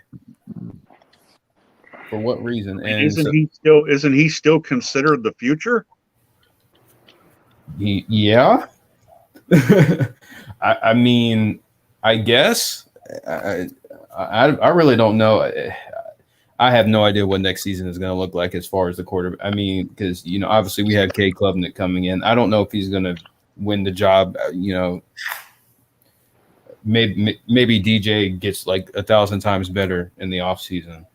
And I don't know. Maybe we make some transfer portal. I don't know what next season is going to look like. So I really have like zero read on what next year's team is going to look like as far as the offense goes. I don't think it matters, man. I think the future of the ACC is Wake Forest. I mean, Saban went 4 deep. Now, of course, consider the situation, but he went 4 deep at quarterback Saturday, and I was pleased to see that. At least let these guys trot out on the feet. I mean, if nothing else, I mean, DJ didn't play the whole game, but DJ threw 40. I think he threw 44 passes for no reason. But so DJ goes out there, and then we pull him and put in Tyson. Tyson immediately goes on a leads a touchdown drive, and then he hurt his shoulder on the touchdown drive. So instead of putting Hunter Helms in, we put DJ back out there, and he throws and he leads like several more series before we finally take him out and put Hunter Helms in, and then Billy Wiles. So we were getting really deep. Billy Wiles threw a touchdown pass to Brenningstool. That was cool. But we technically went 4 deep at quarterback on Saturday, but in just the most asinine way possible. Like I don't know why DJ was out there, and we were when he was out there, we were running rollouts like where he had to run, and I'm just like, what are you doing? And he's clearly not. He's clearly hobbled, and he's clearly not stepping into his throws, and he's clearly not 100%. And we're still playing him. I don't get it, man. What's the difference between last year and this year, Jordan? I mean, as far as he goes, as far as DJ goes. I don't know.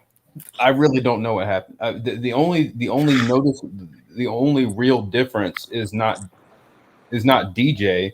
It's the team around him. You know, it's new receivers for the most part. Yeah. New someone actually new offensive lineman. But like, it's still like he looked so comfortable last year, and I don't know what happened. I don't.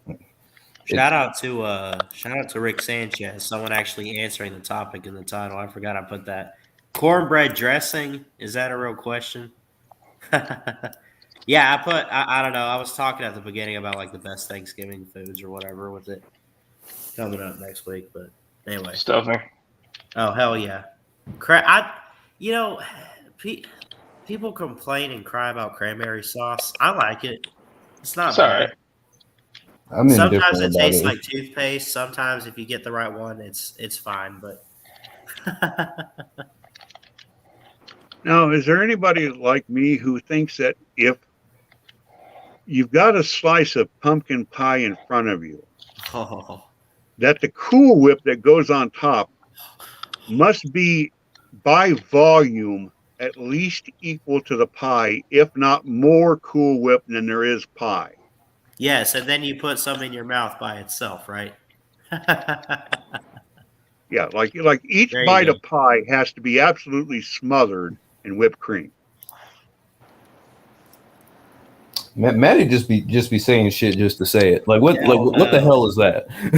Thanksgiving food kind of overrated, to be honest, in terms of food. What the hell is that supposed to mean? I mean, Thanksgiving. You mean traditional, like, okay. Damn.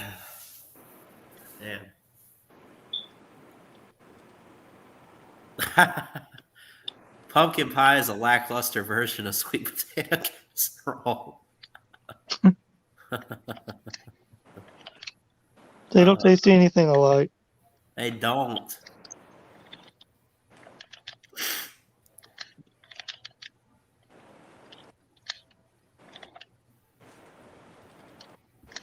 Let's see.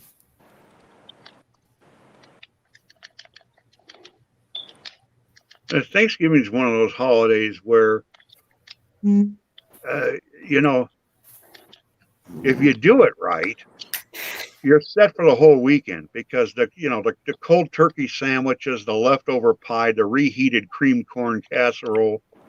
I mean, you're in business, you know. Yeah. Mm-hmm. For sure.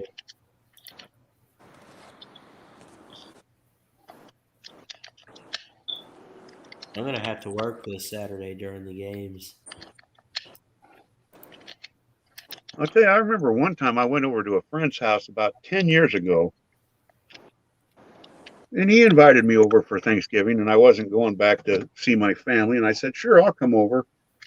And they just had a small turkey because the main thing they were serving were 2 pheasants that he smoked. Yeah. Now, I'd never had, and this is insane considering how long I lived in Iowa, I'd never had pheasant smoked before. Wow, was that good. I was blown away. Now, let me ask y'all this. All right. You get a good sized turkey. What's the best part of it? The thigh, the leg? Like, what are you going for? Dark meat, period. Dark meat. Yep. Oh, yeah. Dark meat. White meat has to have gravy on it. Dark meat otherwise. Fried turkey, dark meat. Yeah.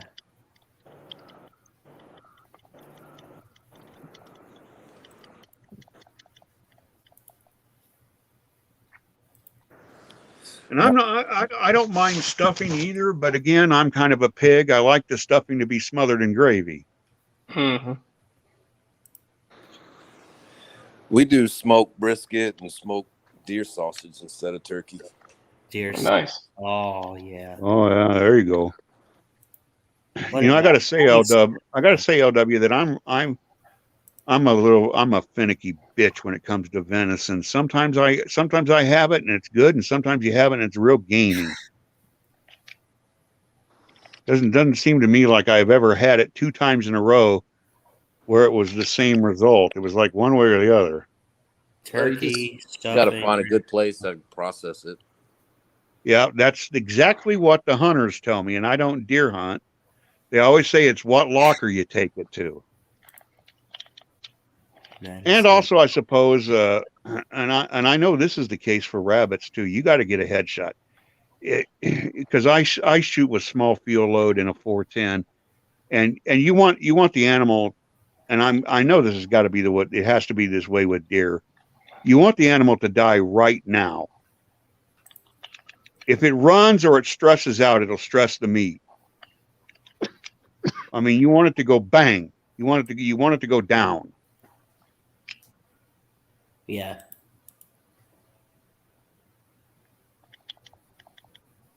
This is funny going on between Maddie and Rick. Well, That's going at it. depressing. No macaroni casserole. Oh, dude, we make this. My mom used to make like this. You cook the mac and cheese, of course. It'd be Kraft mac and cheese with cream cheese and crushed up Ritz crackers and some cheese melted. Oh my god! And you bake it, and Yeah, Ballard's mom's a great cook. Her breakfast is insane.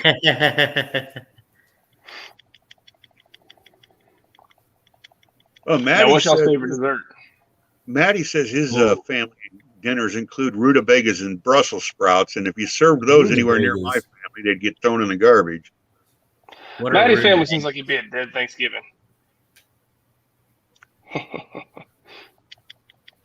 Pecan pie.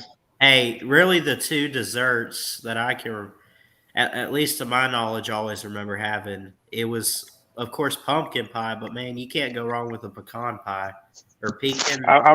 I'm right there with you, man. I go pecan, but I go pecan pie, and then my family makes this thing called strawberry pretzel salad. Fire. Strawberry pretzel salad. I know exactly what Trenches is talking about. Mm-hmm. Yeah. My grandma used to make it when she was alive, and it just kept getting passed down.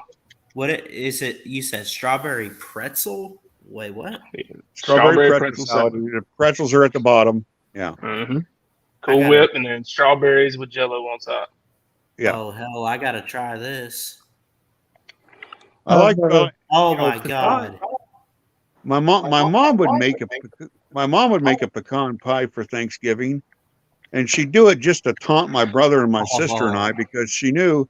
First of all, my sister never ate desserts anyway. She's always freaked out about her weight. She's a competitive swimmer, so she stayed away from desserts. But my brother and I, being slobs, would attack anything my mom baked, except at Thanksgiving, she'd always bake a pecan pie because she knew she's the only one in the family who was going to eat it. I did not like pecan pie. I never have. What? I got it. Good stuff, Eldo. Look at this. Oh my god. I'd have to say that the one thing, now I gotta quantify this. We're talking about when I would have been in college and reverse. So before that, so up to about age 21, 22, when I was going to my mother's side of the family, they'd get together at grandma's house every year for Thanksgiving. So the whole family would be there. Keep in mind that my mother is the oldest of 10. So there would be 60 or 70 people in this farmhouse. I'm not kidding you. And there'd be at least 2 turkeys cooked and at least 1 ham. If there was one thing that I was guaranteed that I was not going to go anywhere near, it was green bean casserole with those damn fried onions on the top of them. I couldn't stand the look or the smell of that stuff. I won't eat anything with squash in it. I never could stand green bean casserole. Maddie says the meal I look forward to on a holiday is Christmas, aged beef roast, blue cheese mashed potatoes, dinner rolls, and some other vegetables, side dishes. I like blue cheese and mashed potato. Blue cheese mashed potatoes. Yeah, I'm all set. No thanks. No. Now for Christmas, and I know that's. Listen, I'm a break.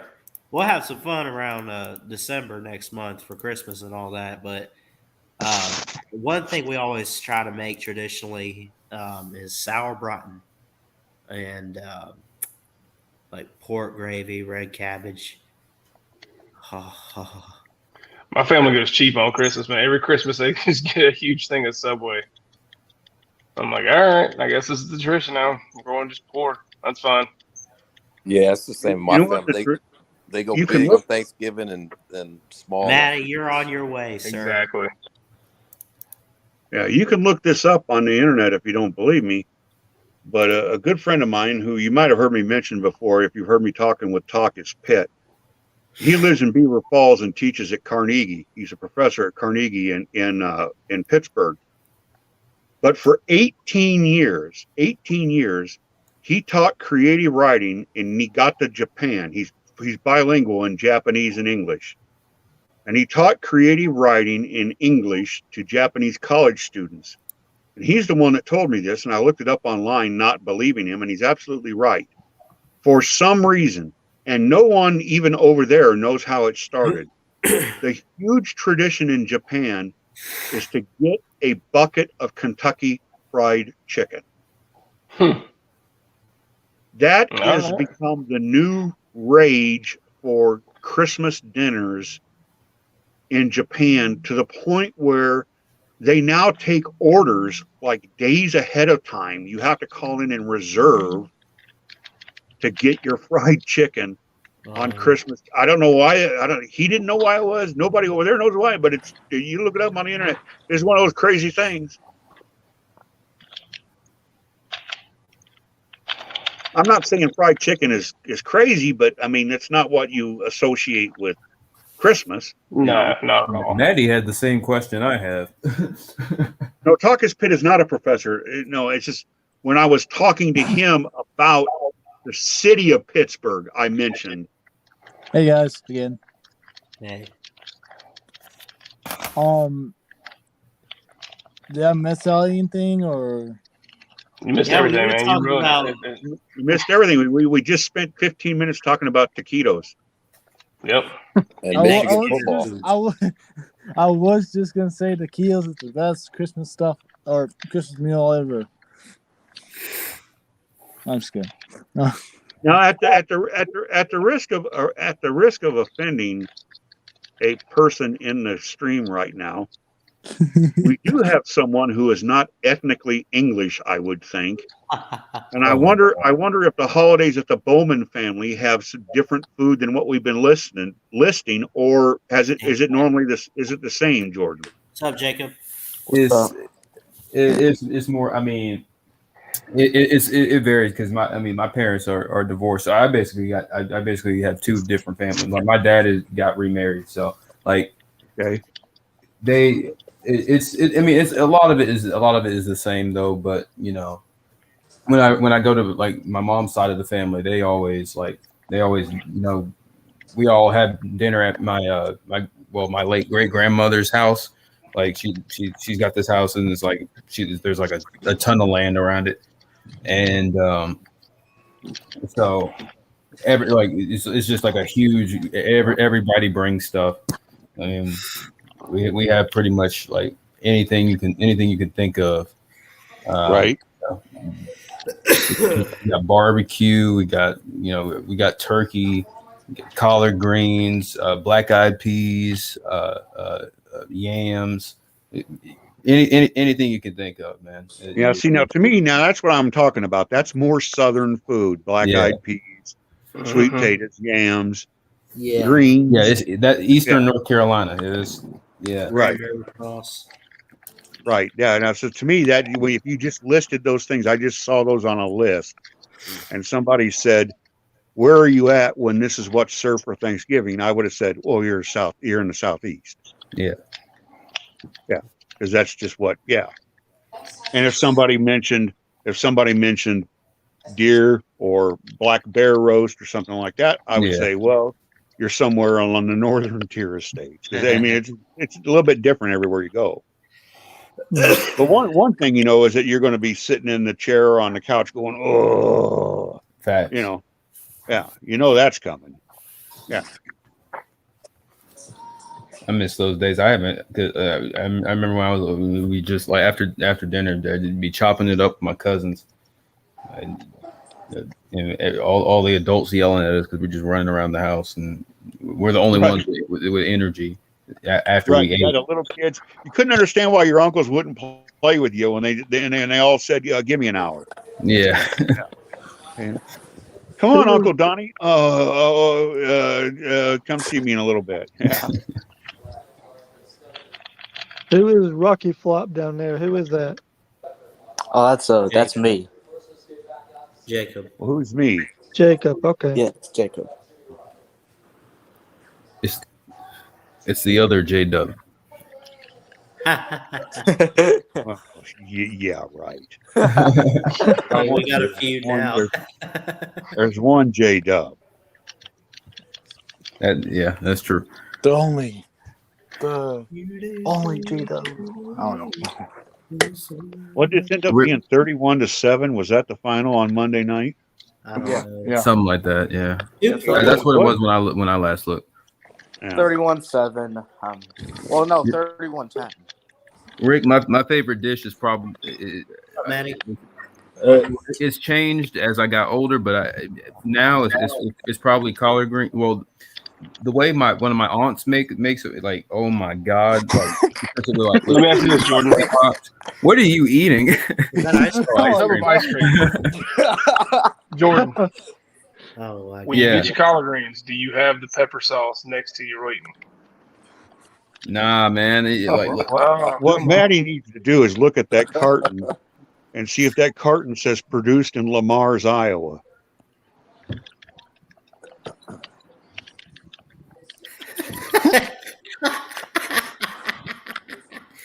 This is a great.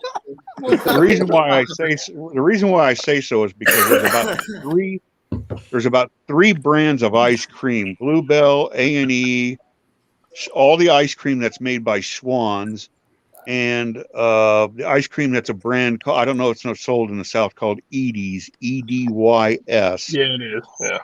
Okay, all of those are produced in one little tiny town on the Iowa-Nebraska border called Lamar's. It's a little town of about 5,000 people. Cool. And I think everybody that lives there works at one of the ice cream factories. For some reason, that place is you can definitely tell Maddie goes to Alabama, though. Did you see how hard the time he had trying to read that box? Just so we're clear, we're not leaving until you finish all that ice cream. Hey, the only reason why I did that, I squinted, was because I had frost on the side. Like, I've been there. So I was. And you'll notice that Maddie, in true glutton fashion, didn't go buy the pint like the Haagen-Dazs or the Ben and Jerry's. He went and got the He's got the bucket, man. He's got the bucket. I feel that, man. I've never had Bluebell before, and I've heard people talk about how good it is, so I wanted to try. Tastes just like the good old days, man. That's what I should have picked up at the store this week. I've never seen it where I'm from. Like, I'll tell you what, all the talk of Thanksgiving and Christmas hadn't done anything to me, but now that Maddie's got the damn chocolate ice cream out, I feel like I need to go kill a cow. I don't even have any ice cream in the house now. I need to go shopping. I need a shake. That's exactly what I mean, Jordan. I don't have any. I know I don't have any ice cream, and I'm like, shit, damn it, Maddie. All right, so we got ice cream. We got ice cream last week, and the one I got was the Little Debbie Christmas tree cake ice cream. Oh, yeah, I know what you're talking about. How was that? Amazing. It tastes better than the actual Little Debbie. Who? That shit's good. For what? You know what they do? All over, you know what they sell at a. People are taking pictures eating that, saying this stuff is good, and so now you can testify that it really is. There. And the cake tastes better than the Little Debbie cake. What are we talking about?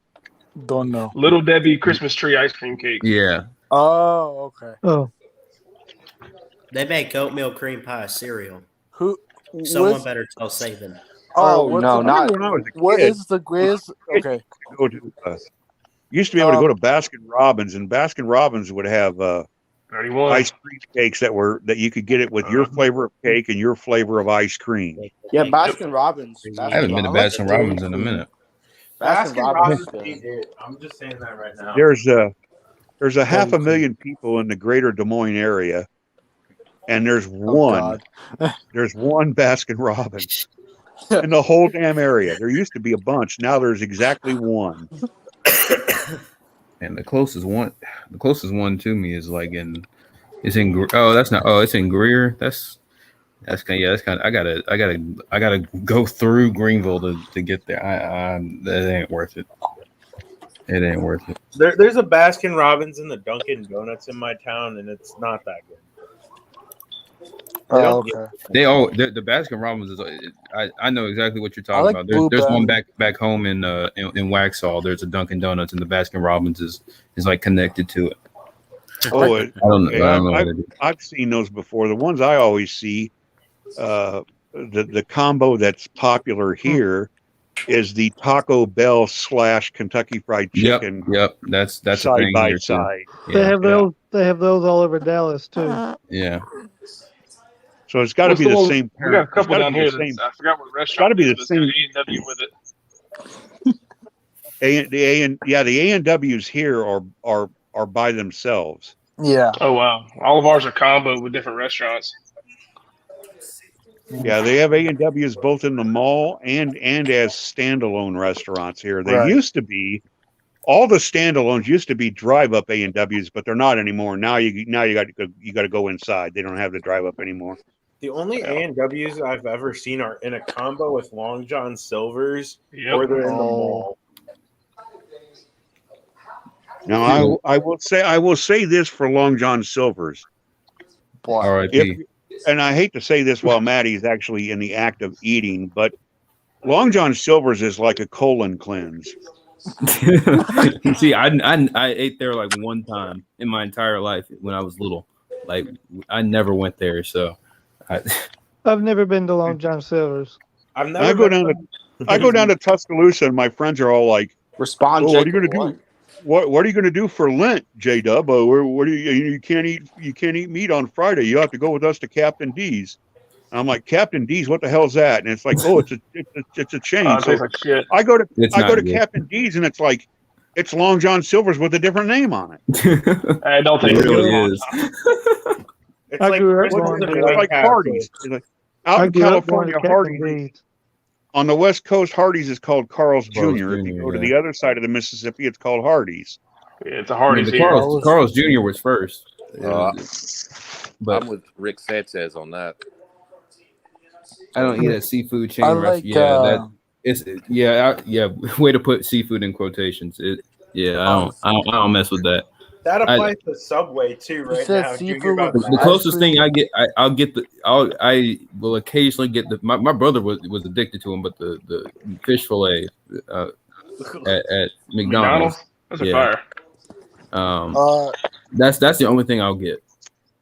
Hey, Like those are all right, even though I'm did sure you- that's not real fish.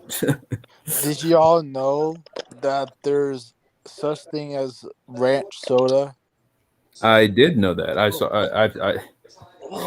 a YouTube video of someone drinking it. Ranch soda. Yeah, it's like ranch flavored Oh, soda. I don't want anything to do with that. Yeah, no. Yeah, it looks disgusting actually. I will say, in defense of the A&Ws, is that at least here, I don't know where you guys live, but at least here, if you go into the A&Ws that that are by themselves that are sit down, they'll have a big sign. They'll have a big sign up that says, "All the root beer you're going to get here was mixed on site. None of it comes pre-mixed. It's all mixed on site." Yeah, And it is, in my opinion, much better than like if you go to the store and buy a 2 liter of it. It is a lot better. Yeah, it's Not like for going to big gross stuff. Ireland just to get the real drinks. Nice. Yeah, I've only been to A&W one time. I never saw them, and now I never heard of it until I moved. As far as the restaurant, I never heard of it until I moved to Texas. My dad used to fool us when we were kids I because he did said not the know A and that. There's an my A&W dad right down used the to road say from me. that the A and W stood for Anderson and Webster, the two guys that founded it, and it has nothing to do with either one. he used to joke with us about that. Well, I did not know this because Rick Sanchez said E&W plus Coke equals Dr. Pepper. Is that right? Yeah, root beer and Coke make Dr. Pepper. I did not know that. Oh, I can't stand Dr. Pepper. It tastes to me like bad medicine. And Coke and Sprite make ginger ale. I did not know that. What the hell? Yeah. Dr. Pepper kind of like an off-brand Coke. Nah. Dr. Pepper. Dr. Pepper is my brother's favorite, so I'll drink it. Oh, dude, it's I nothing. can't. I'm indifferent That about is I'll crack. drink it if it's there, but I'm Dude, not crazy. Dr. Pepper and Sprite is number one and number two in my book. Dr. Pepper is huge here in Dallas and here in Texas. I'm a cherry Coke guy. Cherry Coke. No, I'm a Yeah. cherry Coke. Cherry Coke vanilla. Now, am I the only fan of cream soda here? Or is there other cream soda? No, I I'm like with cream you. soda. cream I'm soda. with you. All right. I haven't had it in a while, but y'all ever get the IBC Yeah. beer bottles? Oh, that's good root The beer. black Yeah. root beer, cherry. they have a black cherry flavor. I used to Hell drink the yeah. black cherry flavor all the time. IBC Ooh, what black about cherry. cheer I'm right wine? with you. I'm with you, Tater. That black cherry is good. Yeah. I'll tell you what Like happened. cheer to me. wine? Bro, I'm from North Carolina. Of course I love Okay. Has to be in a glass bottle or it's not good. Oh, facts. Oh, I've It's had got to be in a glass bottle. I There is remember- nothing better than a ice cold glass like cheer wine in a glass bottle. Like you can get that shit in a convenience store. That No, shit, but I tell you, that I've shit never- is godly. Dr. I've Pepper never and the can had- tastes different. I've never had, nor have I even heard of cheer wine until Uncle Lou mentioned it. Oh my I've God! heard You of need it. to get on Dr. the wave. Pepper. You need to buy you a case or something. You get What you happened? some. It'll change your life. I'll tell you the thing I miss is the best Coke you'll ever drink in your life. RC. You can't have it anymore because they Glass don't make it. bottles. When they used to Yeah. make the glass bottles, and you'd go into a gas station or someplace, and they would have them sitting in a chest that was about half full of ice and half full of melted ice. So you had that 50-50 mix, and it was so damn cold you almost you couldn't hold the bottle almost. Oh, that's how you know it's gonna be Wait, good. so what? Yeah, and they had the little bottle opener was the little metallic thing to take the cap off was right there mounted on the wall beer or mounted opener, on whatever the it is. cabinet. Wait, Yeah. Jeff, I got a question. What do you mean you can't have it anymore? They don't don't make it weird. put they anymore. don't make it in glass. Yeah. Not completely Coke true. doesn't My make Home the Depot 60. has them still. Oh, they're all in Southeast Texas. You can get a glass bottle of Coke. 16 ounce green glass bottles of Coke. Not green glass, No. no. What about Mexican Coke? Oh yeah. I can get. I mean, I can get a. Yeah, the I can get a What about Mexican Coke. Japanese Coke or Japanese soda? I literally go to they sell those at Chipotle. You can find. All you Southern boys in here had the advantage over me, and I know Maddie when he first moved to Tuscaloosa. When I went down there and I walked into a I can't remember where it was, and I wanted a 7-Up. That was actually what I was going in there for, and I found out that 7-Up is actually Coke, because the gal said I said, what kind of Coke do you want? And I'm like, I don't want a Coke, I want a 7-Up. And apparently Coke is all soft drinks. Yeah. Oh yeah. And I did not know that. That got me some taking used to. What size Coke do you? I didn't know that at all. I thought 7-Up was separate. I mean, 7-Up is 7-Up, but people when you say Coke, Yeah. Or They pop, whatever. Oh, right. Like in Texas, it's Dr. Pepper or what kind of Coke do you want? Yeah. Now y'all can laugh, but to me it's pop. If you're going to the store to buy a carbonated sweet beverage in Iowa or Central Illinois, where I grew up, Or those soda. drinks are referred to as pop. most people in the north say pop. I I thought pop I and thought soda soda's Midwest. interchangeably. It's soda. Soda, yeah. Don't y'all also call a buggy a cart? Don't you call a cart a No, buggy? we call shopping carts I what they call it are. a cart. Shopping I mean, carts. I actually grew up calling them shopping carts. I never said Oh, buggy. wow. I've always throw it the buggy. I mean, I heard buggy all the time, but like my lingo, like my parents always said shopping cart. Like I never. To me, it was I always never got- buggy. My and then had a hand parents in the always, quicker. It was or never my dad said buggy. I think my mom always said cart. When I think And of a even at my job, they call cart sharks. So I mean they call it cart. I mean, when I think of Sharks. when I think of a, that's what they call like Whoa. carts. when I think of a Yeah, buggy, it wasn't until I moved here, and I'll tell you what was happening. Is I was dating. I was not yet engaged to the woman who became my ex-wife, and I was at her parents' house for the very first time, and her dad asked me to bring in something from the living room, and he said it was on the Davenport. Mm-hmm. Oh. And I'm like, what? It's on the Davenport. And I looked all around for it, and what he wanted was sitting on the couch. And I said, oh, here on the couch? And he said, yeah, the Davenport. I've never heard a couch or a sofa referred to as a Davenport. Who is this? Me either. I cheated. Davenport's What? a city in Iowa, and a buggy is what Amish people ride, and you can't change my mind on that. Right. We ain't got those down here. Buggies are pulled by horses, yes. Yeah. There are Amish here, but they all live over by Iowa City, and there's 3 or 4 little towns, each of about 300 or 400 people. So there's like 2,000 altogether, and they're called the colonies.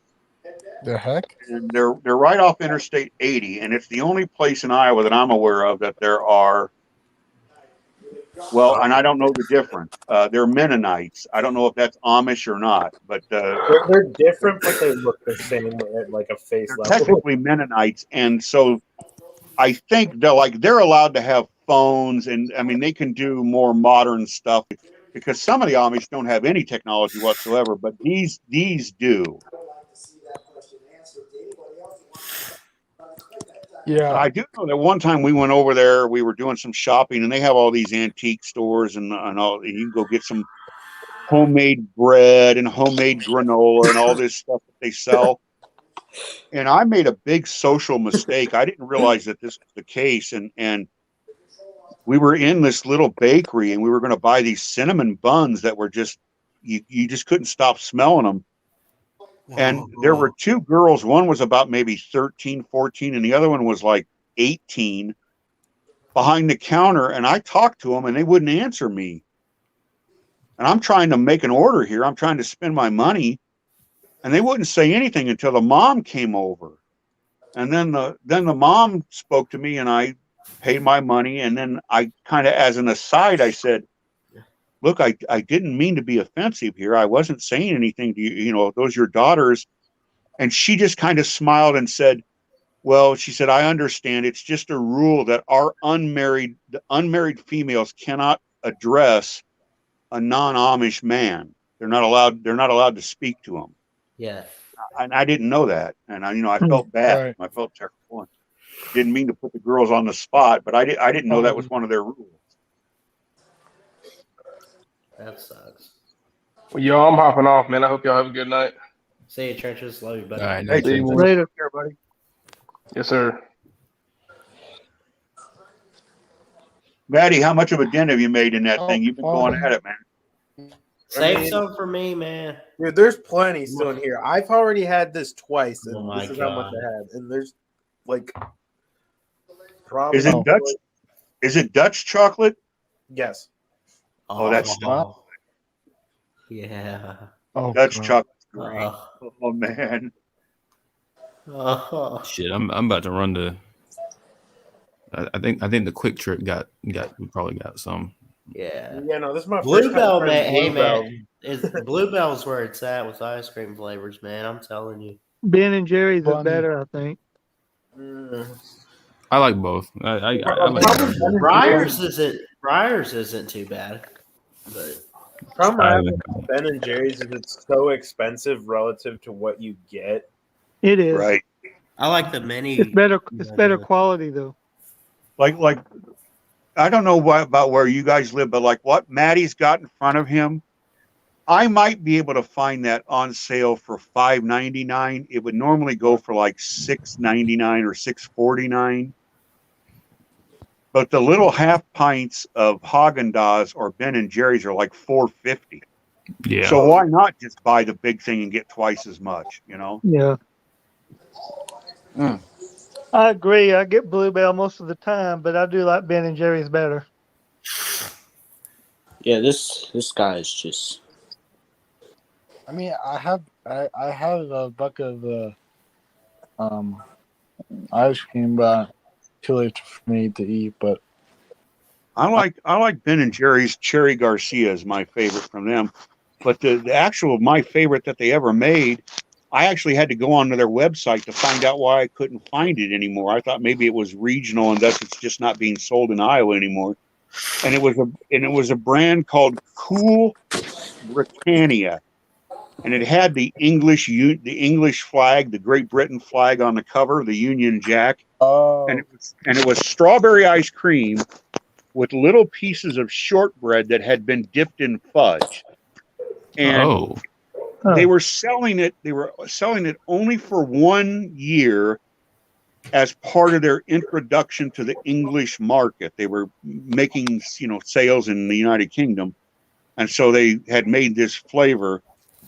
But after a year, they discontinued it. And I'm like, I can't find it anymore. And the guy at the grocery store said, I even asked him, could you put an order in for that for me? Because I'll come and buy it from you. And he's like, we can't get that anymore. So I went to their website, and that's what they actually responded to an email, saying, thank you for buying our product, but here's why, blah, blah, blah. Y'all see what Lions fans are going crazy about? Did y'all see that they had a tie game with the Steelers? Yeah. And now all the Lions fans are like, I know we didn't win, but at least we didn't lose. Yeah, that's fine. That's the life of a Lions fan. That sounds about right. I'm trying to pay attention to. now don't get me into it because I'm part of a Jags fan and Lions fan. Don't get me into it, please. Yeah, well, it's pain. I'm trying to pay attention to this discussion, but I have to deal with someone in the comment section. You really got to deal with them there, Jacob? It's Jackie James saying I cheated, but I lost. I don't know how I cheated and lost. That doesn't make any sense. He doesn't know what he's talking about. He's a troll. I blocked him. I think I did. Yeah, I unfortunately lost, but at least we got there. What you lost to? What do you mean? I was in the 8th grade state championship and we lost by 1 point. Wait, what? I was in the 8th grade state championship and I lost by 1 point. For Jackie James is trying to act like I cheated or something, but I didn't even win. Oh. I still got a trophy for player awards, but that's about it. Big That's flex. good. Big flex. Yeah, Jackie James, bro, I don't even know. Stop giving him attention. So I got all excited because Ben and Jerry's answered my email, and it made me think, I wonder if any of these other companies that say, got questions, email us. So I emailed the Tootsie Roll company in Chicago and asked them how many licks it takes to get to the center of a Tootsie Roll pop. And the lady who answered me sent me a link to the Food Studies Department at Princeton University. Or what? Who actually commissioned a study and found out that it took 388 licks to get to the center of a Tootsie Roll Pop. Somebody actually went through that kind of trouble. What? Wow. Well, now we know. Somebody did it as their senior project at Princeton, and it got approved as a project, and they sent the results to the Tootsie Roll company, And now Tootsie Roll has it on there. It takes 388. They don't make Damn. You can do whatever you can do whatever you want once you get into an Ivy League school. Like what the hell? Yeah. Can you believe that? Can you believe that, Jordan? A senior project, you got away with doing that. Yeah. But I suppose there's all sorts of caveats. I mean, there had to be control. There had to be, Yeah, it had to be scientific, obviously, but yeah, they're not going to sign off on just right. But still, but yeah, you're right. Imagine. I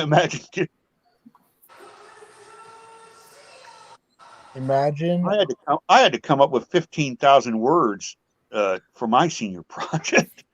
I mean, 15,000 words, and it had to be original. And this guy got to do Tootsie Pop.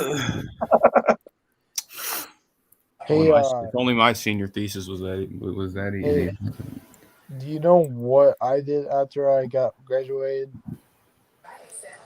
Or the day after I got whatever it is. I basically just celebrated and had a graduation party and stuff. And nice, man. That's awesome, man. I know what I wanted to ask Maddie. I got to ask Maddie while we got him on here. Okay. Maddie, have you gone to any of the elephant stomps? And if so, what do you think of them? No. I've never been to one. Uh-oh. Like, I've never even gone to the Walk of Champions before a game. You're not even doing it right, Maddie. Come on. Get it together now. I'm going to make a bold claim here and call me crazy, but let's not forget the season that they're having is not that good. You're crazy. But with all the rivalries happening this year, South Carolina might get Clemson. Uh-oh. Did you watch them against Missouri? I don't think you did. Well, I mean, Missouri and Clemson were they lost by 3. Not cover a spread. So Are you aware at how bad Missouri is? Really bad. Worse than we thought. I'm not gonna act like I watched any college football this weekend, but I did see some of the scores and highlights, and some of the noon games. No, I mean South Carolina has their best chance in years, but it's still not a good chance. I'm picking Clemson like 10 times out of 10. Even Clemson being down this year, they are considerably better than South Carolina this year. I would think so. I haven't actually both- seen Clemson this year, but I would think so.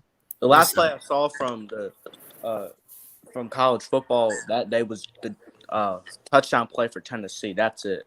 And then I prepared for my state title after that.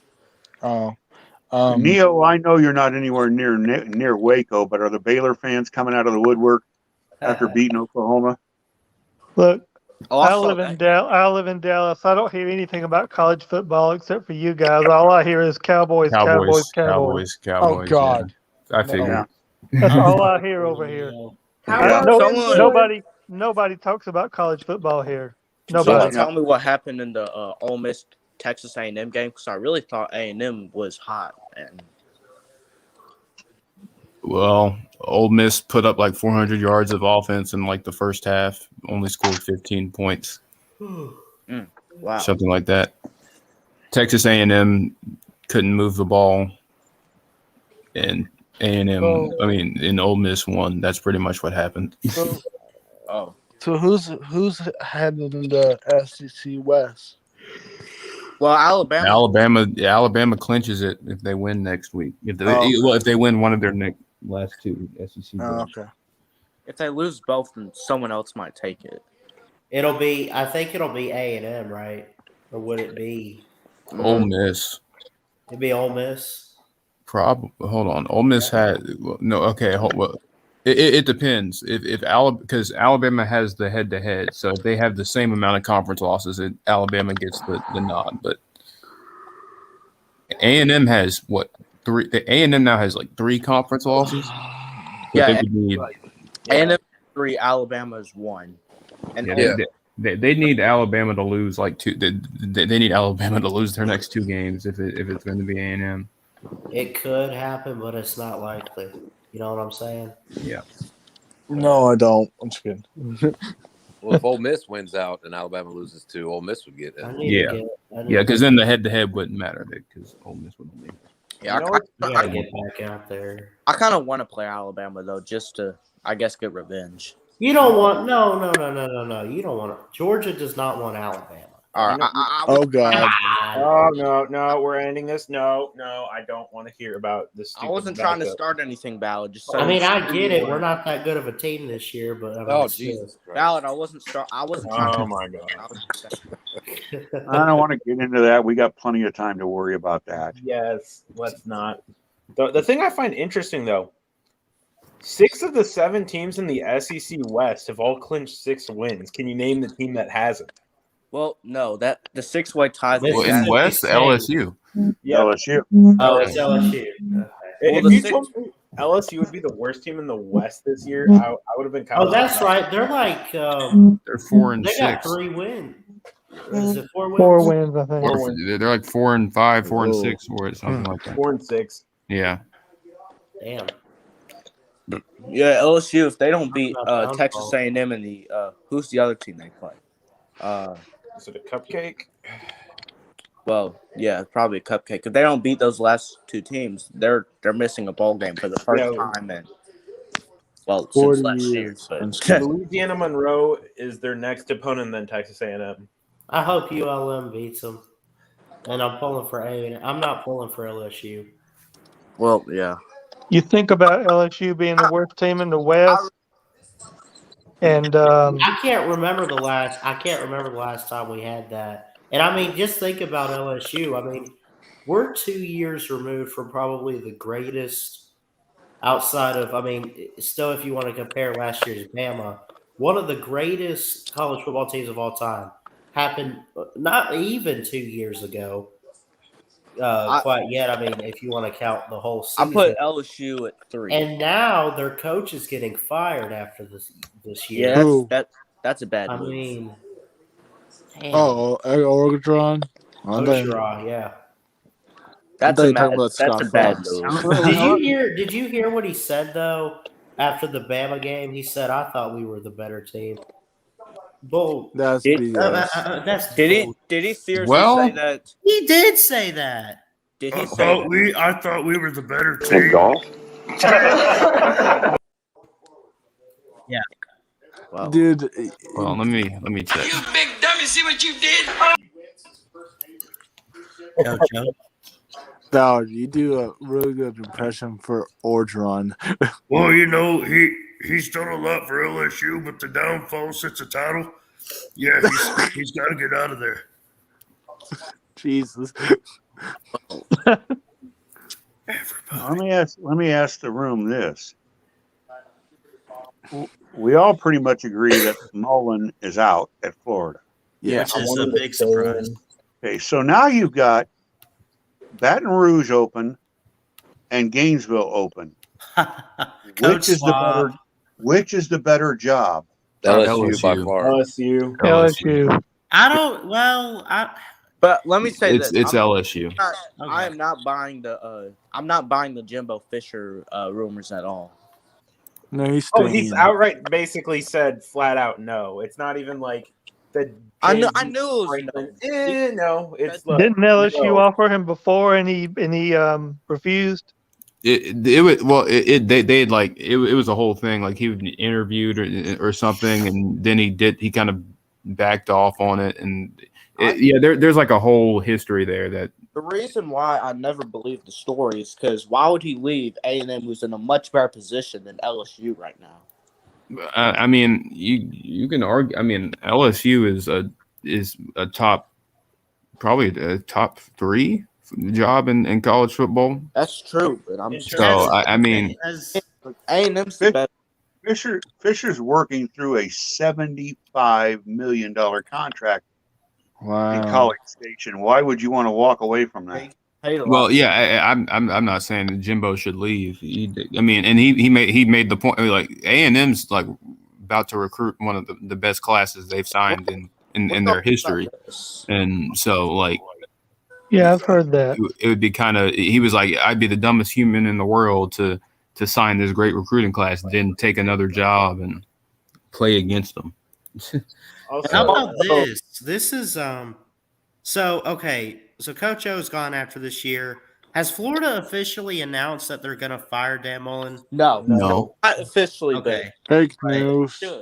they should. I don't know The if rumblings they are that should, but if they do, the how about rumblings are that this? the administration is pretty much. They're pretty pissed. If not for an NFL job, I think Dan Mullen needs to become an offensive coordinator again because he was good there. Okay, here's a coach available. What about Gary Patterson from TCU? Oh, I think. Hell, Gary I don't think he's know. that bad. I think he's a great coach, but I just don't know if he fits The SEC. Yeah. If there was one school I was That's hoping just the guy I keep an eye on. would fire their coach, it was Nebraska, because I honestly think Gary Patterson could actually do Nebraska because his style of playing defense and being physical and running the ball, I think actually suits Nebraska well and the Big Ten well. Yeah. Well, and I think Nebraska already announced that they're not firing. No, I'm aware of that. I'm just saying I wish kind of Nebraska did because I think that would be an excellent fit. Yeah. There's no reason why. A job that will be open that I do think I think Gary Patterson would fit really well is Virginia Tech. I think Gary Patterson at Virginia Tech would be. What do y'all think about this? What do y'all think about Ed Orgeron to Florida? No, they wouldn't do it. They wouldn't do it. No, Ed Orgeron's not going to get a head coaching job. Not this cycle. Not after what he got fired for. No, they're not going to replace. They're not going to replace one clown for another clown. Yeah. Right. Well, actually, would Orgeron be a good defensive coordinator or a good? No, Ed Orgeron's not a good. No, guy. No, he's a defensive line guy, but he's a defensive line coach. He's not an X's or offensive line or defensive line or something like that. He's defensive line. He's defense. Okay. That's what he was. You know. Oh, okay. For most of his career, he's a defensive line guy.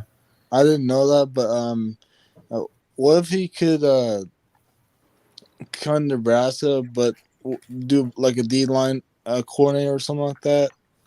I mean, maybe. I mean, he's a D. Did you see how well LSU's defensive line played against? Yeah, it is horrible. I know, but I mean, Ed O's going to be on I said TV LSU's defensive line. Yeah, they played great against Bama. That's because of Orgeron. Gene Chizik was Cajun and looked like Larry the Lobster. You know, I'll say it once and I'll say it again. That 2010 Auburn team, that was a one-man team. Superman. Sorry. Without Cam Newton, that team's going 8-4. Yeah. He's kind of, I don't want to say he's a bust, but he's kind of looking like it. Whoa, he won an MVP. He won an MVP. How's he a bust? Cam was an MVP. He played in the Super Bowl, and he just look at what he did this last weekend against the best team in football. That's Cam Newton doesn't he doesn't fall into the category of butt. I think a bust is someone who's drafted high and doesn't come close to living. Cam Newton was the best player in the NFL at one point in time. Yeah, that's not if for a short time. Cam Newton. He's no Achilles Smith. Yeah. That I meant to say what Jordan Bowman said. I was trying to say, like you said, Jordan. I didn't mean like bust me. Washed.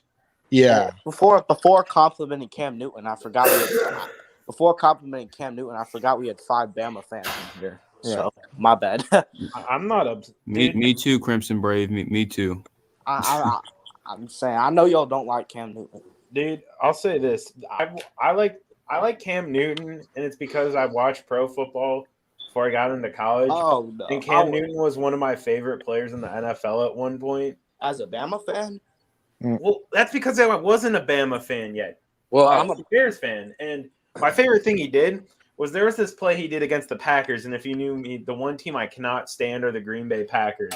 Oh. And Clay Matthews is like screaming inaudible to watch the wheel route. Yeah, I know. That I know what you're talking about. Yeah. Cam Newton is like, you watch film, watch this. He literally then throws the damn wheel route to McCaffrey, and they get the score. I do like Cam Newton. I respect him. He was a rival in the NFL of mine. He was a rival in college because I'm a Falcons fan, so he played for the Panthers. But I respect him. He was great, and he always is Atlanta Falcons rivals with the Saints. Yeah. Oh yeah, that was. They're in the same division. That whole division is. Same thing with Drew Brees. I respect Drew Brees, but I hate the Saints. I hate them too. I would have to. Go ahead. It would be really tough because if I didn't say Scam Newton was my most hated player of all time, because he'd be, if it wasn't him, it'd be Emmitt Smith. So one of those. God. Who? Emmitt Smith. Who's that? He played for the Cowboys. Whoa, you don't know who Emmitt Smith is? No. Running back for the Florida Gators, running back for the Dallas Cowboys. Don't know. Really has the most rushing yards out of You have no. player in So you're NFL telling me history. you have no idea who he is. He was. I know SEC Omar. Well, he ran behind the. He's a Hall of Fame NFL running back. Yeah, he ran behind the greatest offensive line ever. Okay, I wasn't alive about That Rushing offensive yards line record. is the reason he has what he has. Well, no, that was not a shot at Emmitt Smith. I was just saying that for him to notice him. The great offensive line, yeah, was great, but Emmitt Smith is still a great running back. Of course. I'm just saying, like the one player I didn't like in college football in like 2017 or what year was Baker Mayfield. I actually liked Baker Mayfield. I liked it. Yeah. One player that made me frustrated for an entire offseason and almost for an entire career was Devontae Smith, because he caught the gateway touchdown pass, and then he decided to just show up and destroy Georgia. You know who I'm sure maybe a couple of the Bama fans in here can guess one of. Well, he's probably not my most hated college football player, but just someone I had great disdain for after a particular game. I think. Oh, OJ Howard. O.J. Howard. Yeah. Yeah. That was beautiful though. But the thing about Devontae Smith is that I don't hate him anymore. I mean, he's in the NFL now. I wish the best for him, but in college he was frustrating because of Georgia. Well, he caught 2 touchdown passes yesterday from Jalen Hurts. Yeah, I think Jalen Hurts. No, I love Jalen Hurts. Devontae Smith. His story, man. Yeah, I'm telling y'all, Devontae Smith, 160 pounds or not, he's going to be a good receiver in the NFL. He'll do well. I don't know why I'm making fun of Jalen Hurts. Like he didn't beat us the next year. I mean, it was obviously it was the Bama defense that. Now, Jalen Hurts, on the other hand, he has some issues. Same with Tua. But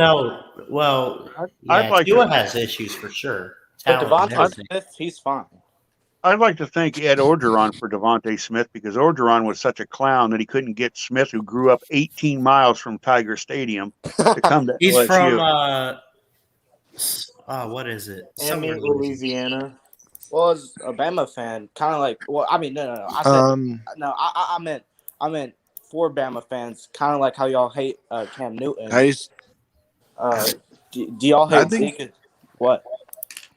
I think the best story in the NFL draft, I mean, I want not in history, but in like last year's draft was Quiddy Pay's story, how he got there. Yeah.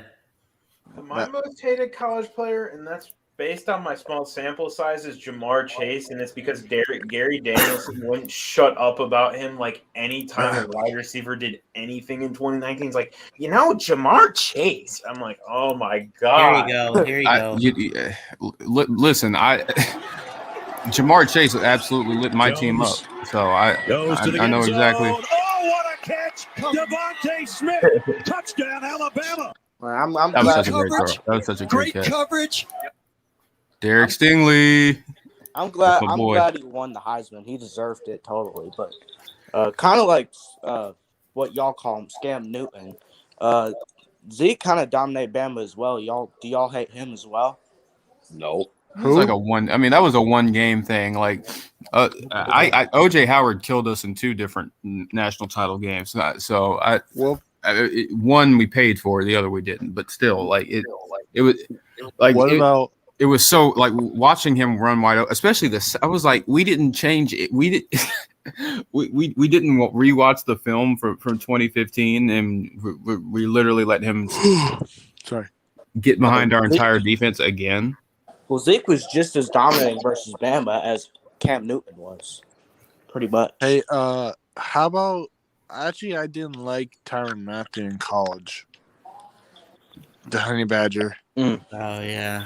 You know who I don't like? You know what? I couldn't stand the Honey Badger until the national championship game because What do you we mean? absolutely tore his ass apart in the national championship game. Oh. You know who also tore the Honey Badger apart? Tom Brady. Yeah. You know who I don't like either. I don't like 2012 Bama's offensive line versus us in the SEC title, rushing 350 on us. I don't like them either. You know who was a real Johnny Manziel's a real douchebag. Oh yeah, He Johnny is. Johnny football. He did well. He did well. What a bust! What a bust! And a He douchebag. literally won a freaking Heisman and Bust. beat Alabama in the same year. Credit to him. Then he wants to act all hyped up and I'm rich and I'm the best and egotistical, and he gets to the NFL, drafted to the Browns had him. Yeah. Oh my God. He sucks. Well, one guy doesn't get enough credit in that Johnny Manziel Aggies run is Mike Evans. Mike Evans, yeah. Mike, my man. Let's go. Mike- Number How 30. many, They how many scored crazy plays he made? And I saw that game, weren't they? They were up 21-0 on Bama in the first quarter, if I I remember. think so, yeah. Yeah. You know the Honey Badger and Pat Mahomes versus Tom Brady and stuff again. You know it'll be you know what the match will be what's called the Wolverine versus the Honey Badger. I don't know. You know, I Something like bet there's a player Nate can't stand.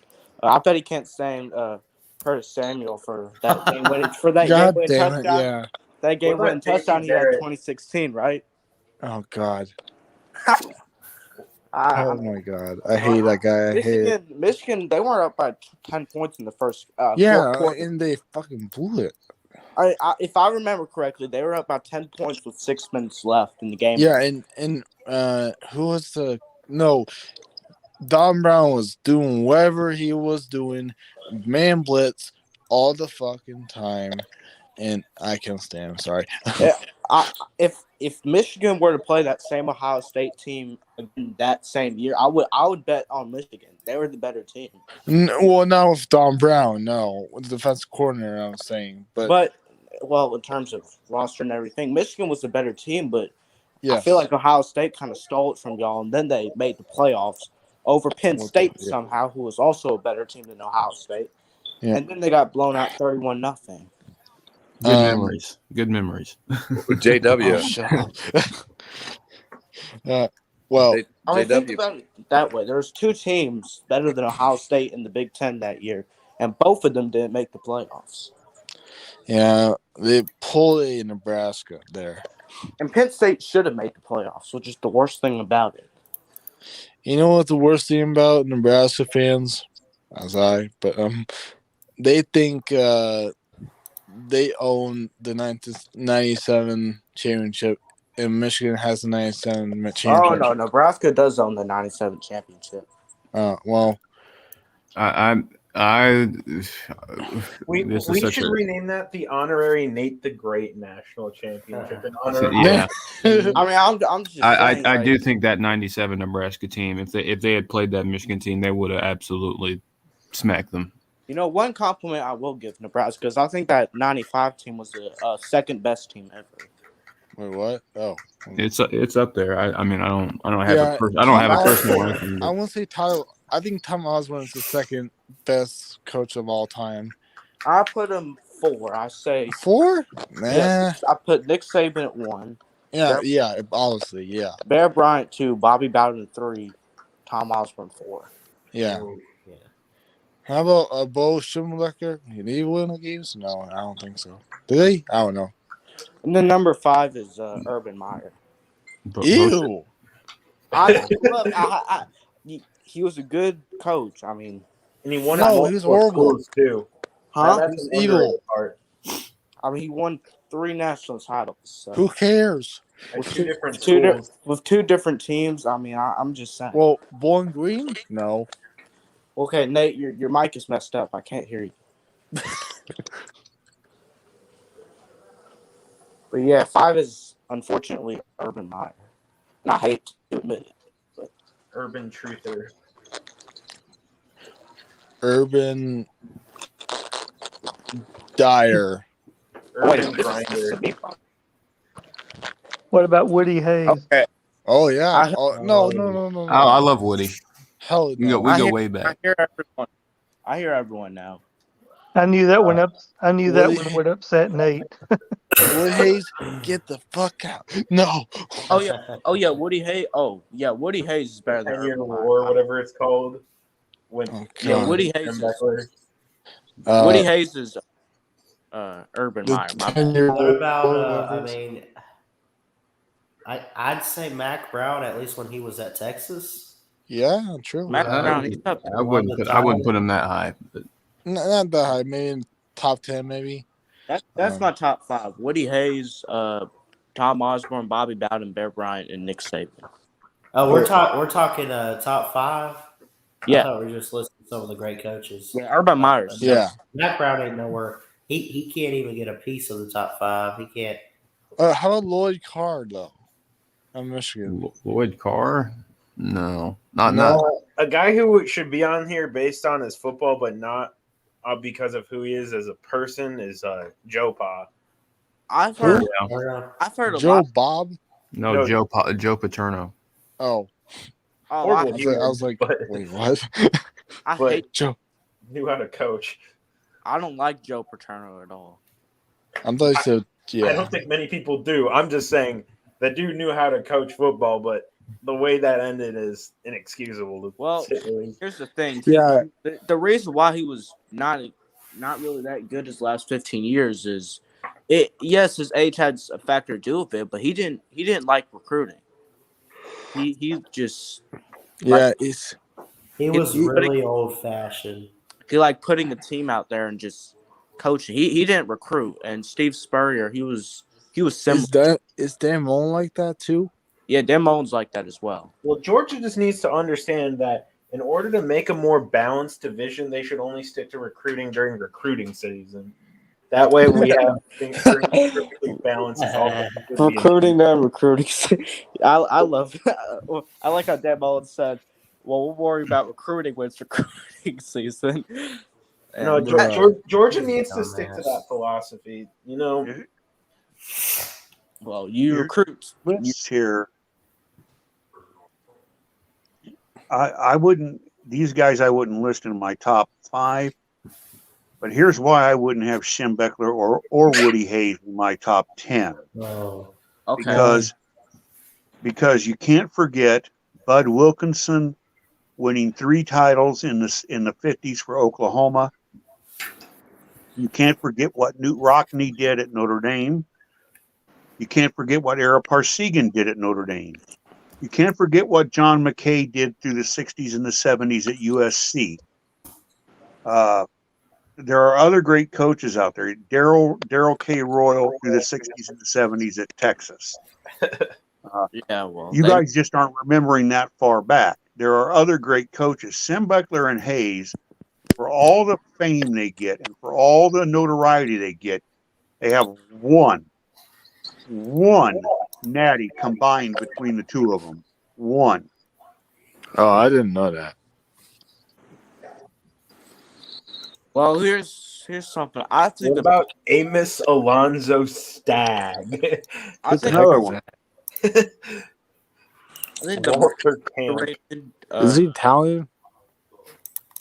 Here, I'll bring up a coach who I think is the most underrated coach of all time. And I'd say the most underrated coach of all time has got to be Bill Snyder. Oh my god. He kind of reminds me of Gary Patterson, where he makes something out of I'm just absolutely kidding. nothing. I mean, he made a nothing Kansas State program into a natty contender during his time. I mean, that's impressive. Don James at Washington. Actually,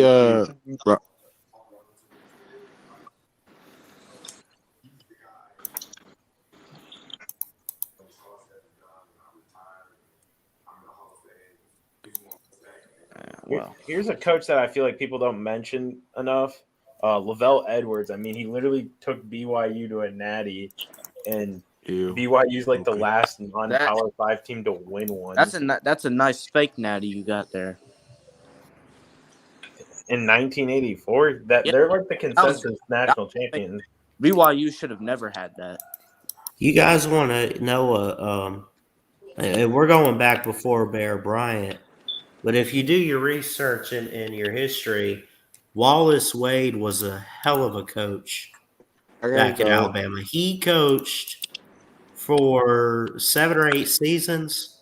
He was 61, 13, and 3. Wow. Then he went to coach Duke, and he took some time off in between and then went back to Duke. He coached from 1931 to 1941, and then he took maybe 5 years off, went back in 46, coached to 1950. Overall, he had a record of 171, 49, and 10 at both Duke and Alabama. How many natties did he win? I don't know. That's just a question. I'm not sure. 2. Speaking of former Duke coaches, Steve Spurrier. Oh yeah, ball coach. Steve Spurrier. He was kind of like Joe Paterno in a way. He didn't like the truth. A guy. Spurrier is certainly worth mentioning for a top 10 coach when you look at his track record. The funding gun. A guy who always gets overlooked, Eddie Robinson. I mean, he won 9 national championships. Yep. Like 400 wins. And I think crazy amount of SWAC titles, like 20 or something like that. Another guy gets overlooked. And you know what Eddie Robinson doesn't get the credit for is that Eddie Robinson, in the reverse of Bear Bryant, Eddie Robinson invited and had white players playing on the Grambling team, which is just as controversial at the time it was happening as black players playing in the SEC. And Robinson was the first of the black coaches in the old Southern Athletic to step out and said, I'm going to play the best players I have, and if they happen to be white, then they're welcome to wear the Grambling G. And that was absolutely every bit as controversial in its own way as the reverse. And Robinson doesn't get enough credit for that because he was sticking his neck out. Wow. Yeah. Another guy who gets overlooked is Frank Beamer, Shane Beamer's dad. Correction, you mean Shane Beamer, Frank Beamer's son. No, I said Shane Beamer's dad. My point is optics. I mean, yeah. Frank Beamer is a well-regarded coach who has definitely recognition in his own play style. I have a friend who his dad's a Virginia Tech alum, and he considers himself like a two-teamer for them in Alabama. And he talks about how like Beamer would just play like the most boring brand of football, but it would win you games if you worked hard and had that like lunch pail defense mentality to it. Mark D'Antonio, he was a great coach, but he had boring offenses as well.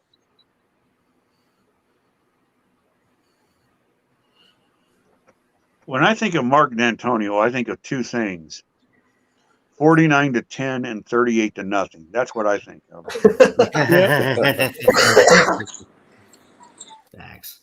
Jeff, I was thinking the same thing. Yeah. Mark D'Antonio actually beat Georgia the one time he played him.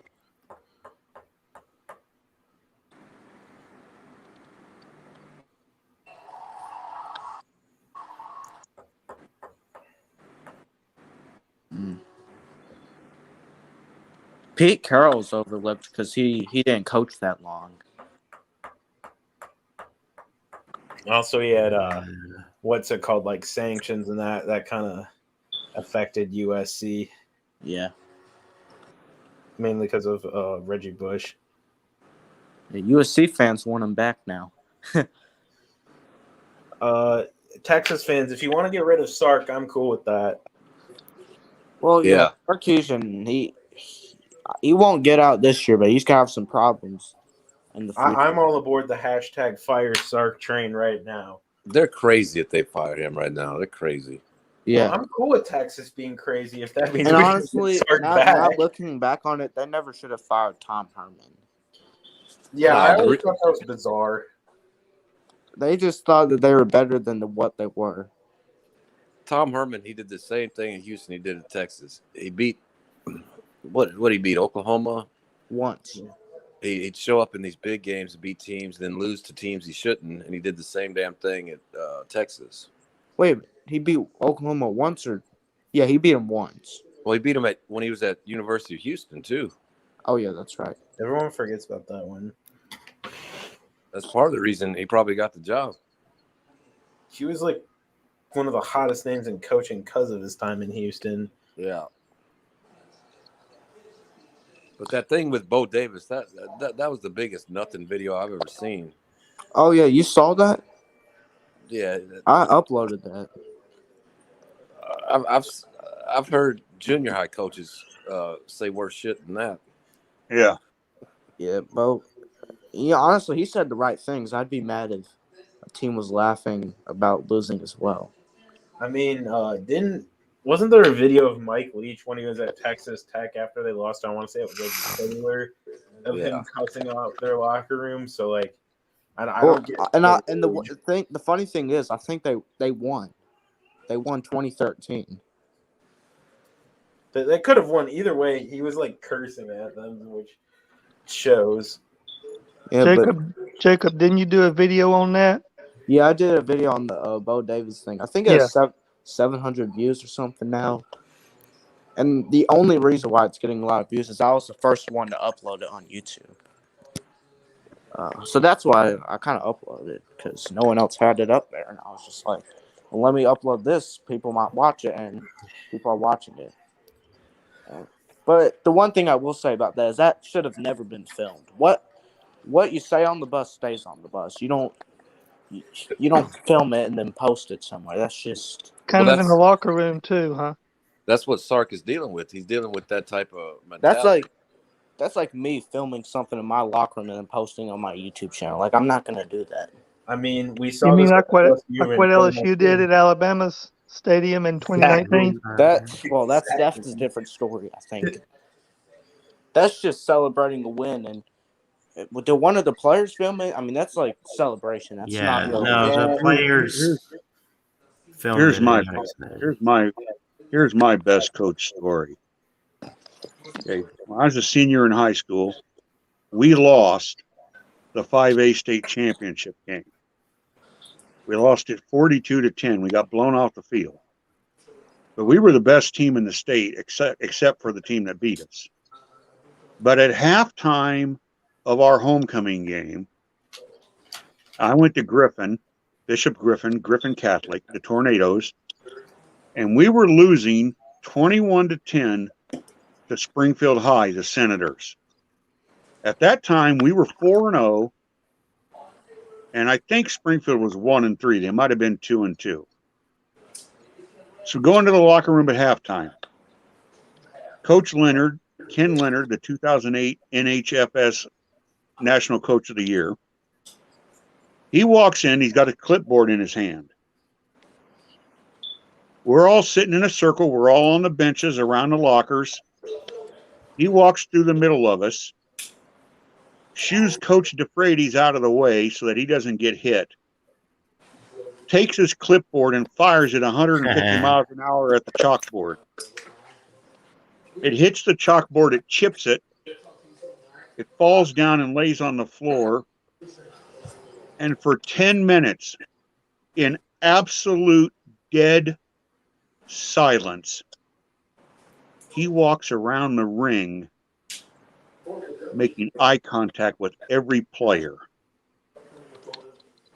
And when he gets to one end, he turns around and he goes back the other way. And he did that about 3 or 4 times over 10 minutes, and there wasn't a word. We didn't talk about what was going right. We didn't talk about what was going wrong. We didn't talk about what we were going to do. Nothing. Then one of the assistants comes in and says, 3 minutes, coach. And he bends down and he picks up his clipboard and he looks at us and he says 2 words. Okay, ladies.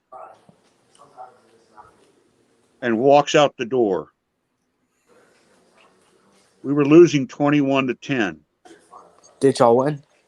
Final score, 52-21. Oh.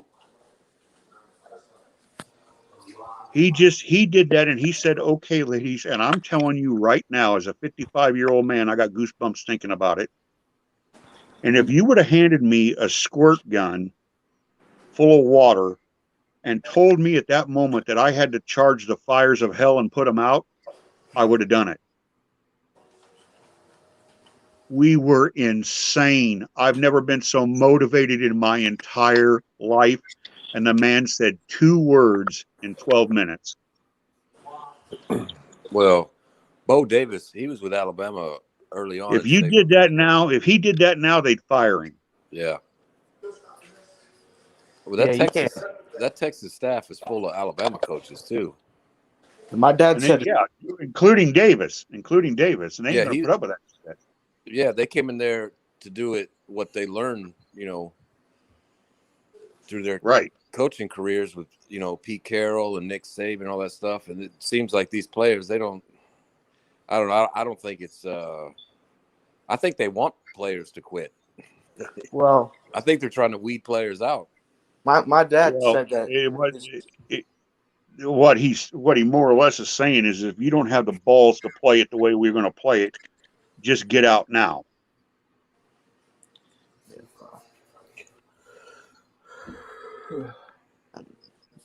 You got Jeff Banks. You got a bunch of coaches from that. So Jeff, your team Saban for a long time.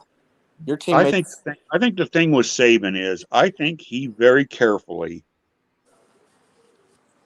Now, it's not that Bama doesn't have kids enter the transfer portal. They do. They have kids that leave Bama. But I think one of the things, and I think Kirby Smart has picked up on this lesson, and I think Dabo has too, to a certain extent. He is not only looking at physical talent and how much he can improve and sharpen that talent. I think he's also looking between the ears. And if you don't have the moxie, you're not going to come to Tuscaloosa. He wants the Amari Cooper who knows he is going to have to earn playing time. He wants Patrick Surtain, who ends up being the number 9 pick in the draft, because Surtain chooses to come to Alabama. Why? Because he knows he has to guard Waddle, Smith, Judy, and Ruggs in practice, and he knows that's going to make him the best player. He didn't back down from the challenge. He wanted that challenge. Mac And I think Jones. that's what Sarkisian's trying to instill in Austin, that if you don't want the challenge of playing against the best, get the hell out. Yeah. I don't even think Saban gets upset like the fans do when kids transfer.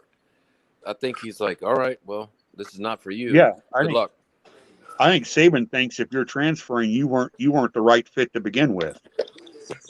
I feel like the one transfer that I feel like was honestly, I guess, in complete like goodwill was the whole Jalen Jalen Hurts. Hurts Yeah. situation, and that's because he stayed around and chose to be here when he didn't have to, and I think that earned a lot of respect, not only from, of course, coach and our staff, but also even the fans and the team. Oh yeah. Oh, That's I why heard- Bama fans love him so much. I heard. Oh yeah, Bama fans don't consider Hurts an Oklahoma quarterback. He's a Bama quarterback forever.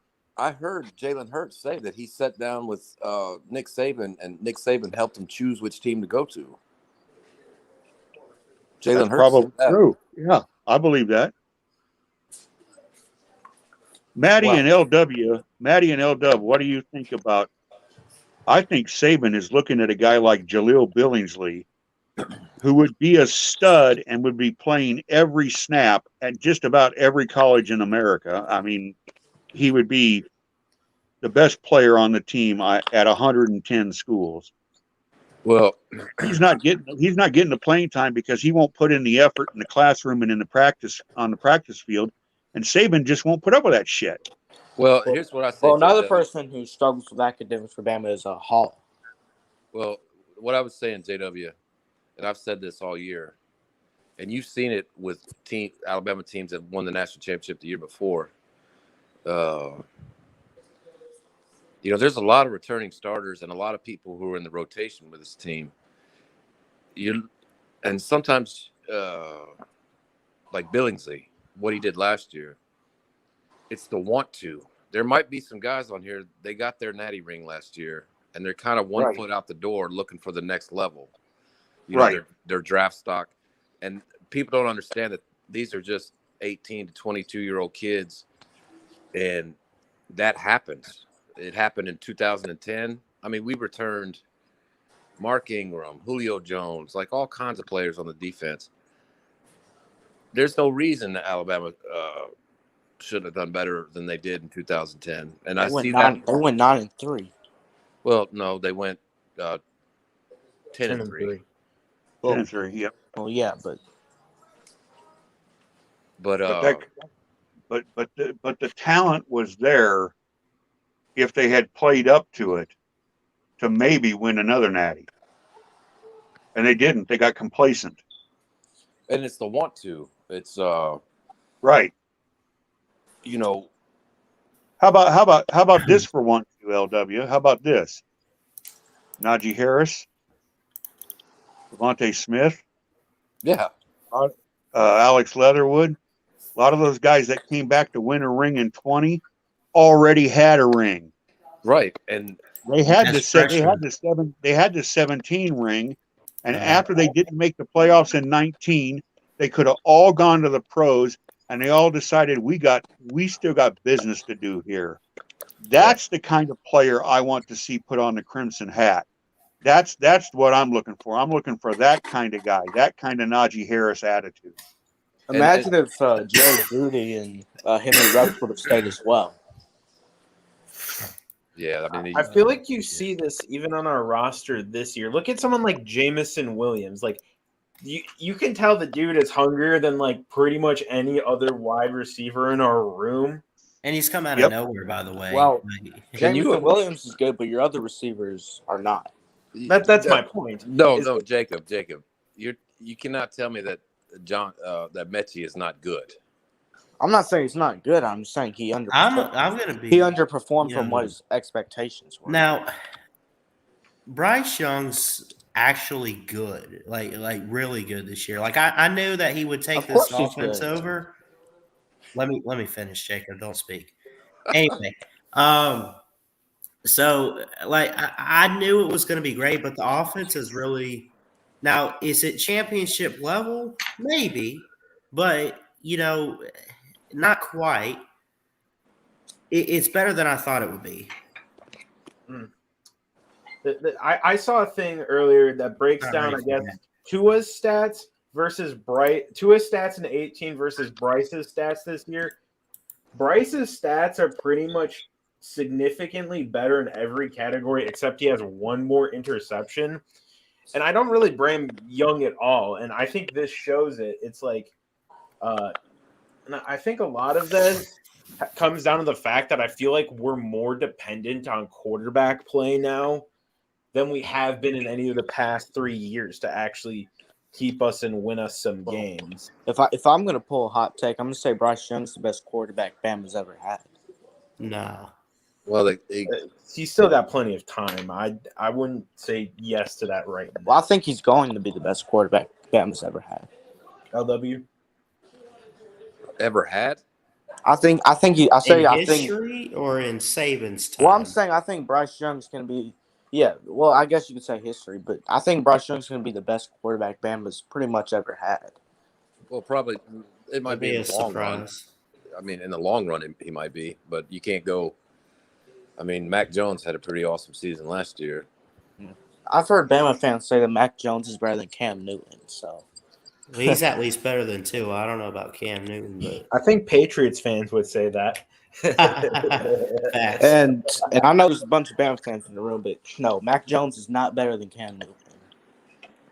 Oh, speaking of, what do y'all think about him going back to the Panthers? I like it. I like it, but I think they should play him more. They are going to play him more. He's fixing to start, guaranteed. Rule said he's taking most of the first team snaps in practice. Well, I like him. I respect him. You know. But I think one of the main problems with Bama is that I think Mechie has underperformed a little bit. That's just my opinion. From what his expectations were supposed to be, I think Mechie's underperformed for Bama a little bit. Well, it's a different offense too, and it's a different offense. Sarkisian is better than Bill O'Brien. There's just no other way to say that. Yeah, well, Bryce Young's similar to Mac Jones in one way, and that's that he folds when he's under pressure. Mac Jones wasn't under pressure last year. Bryce Young is. And we have offensive linemen that are terrible, and the coaching and everything is just abysmal. So, and listen, again, I know that I've said some things about Bryce Young. You know, he's decent. He's pretty good, but I mean, he is not at his full potential right now. He could be better. He could be looking better, but you know, I think it's definitely a factor of the guys that are coaching him and the other players around him. You know, the receivers are fine, but again, could you imagine? I don't know about that. Receivers are fine. If he had last year's offensive line with Dickerson and Leatherwood. And you had all those guys that got drafted last year. I wouldn't say the receivers are fine. I mean, compared to what they've had, I wouldn't say they're fine. But it's the offensive schemes as well. That's true. Yeah. One play that I'll always remember that Sark ran. One play I always remember that Sark ran is he used to run this play. Devontae Smith was blocking on a wide receiver screen, and then Devontae Smith would slip out on the slant route. And he'd run it all the way. And that's one play I've always remembered Sark had. And it was just like, it was almost like a cheese play. I mean, Devontae Smith's blocking on a screen play, and then he'd slip out and run a slant route. I mean, that's one play I'll always remember. Well, what has been Bryce Young's worst game of the season statistically? Against LSU, 300 yards, 2 touchdowns, and no interceptions. Like, you would look at that stat line and be like, we only scored 20 points? Because they couldn't run the ball. Yeah. Wow. LSU is Bama's, and this isn't an Alabama-Georgia thing. Bama's probably going to have to rely on their pass game versus Georgia. Are we playing Georgia? Yes. Well, hold on. Have we officially? I don't know if they're playing Georgia, but whoever wins your division's playing Georgia. Well, Bama's going. All right, Bama's going to. It's not a guarantee. I know Bama could easily slip up against. Bama's not losing 2 more games. But Georgia will be there. I wish they won. We don't have to lose 2 more games. All we got to do is drop 1. Wrong, Ballard. Wrong. Hold on. Let me look at If this. Bama goes 1-1, if Bama wins just one of their next two, they go to Atlanta. Yeah. Yeah. Okay. They have Yeah, to lose. I think we can do it. Well, you Maybe. play Arkansas and Auburn. Arkansas, no joke. I'm just saying that right now. See, that's what I see. And It's not like we played Arkansas last week and we have to play New Mexico State this week. And it's like, all right, guys, do you think we can get to Atlanta? I don't know, man. We have to play the juggernaut known as New Mexico State. Like Arkansas is actually a halfway decent team. Is Arkansas good? I mean, Georgia beat them 37-0. So, maybe. It's the last game in Tuscaloosa. Arkansas's passing game isn't the greatest. Alabama's Traylon Burks. Alabama will win by 25. Whoa. Hopefully. Is Arkansas really that bad of a team this year? Well, they're not because bad. I mean, the start they had. I would hope Bama could win by 25 because Georgia being 37-0. So nobody cares what Georgia does. Okay.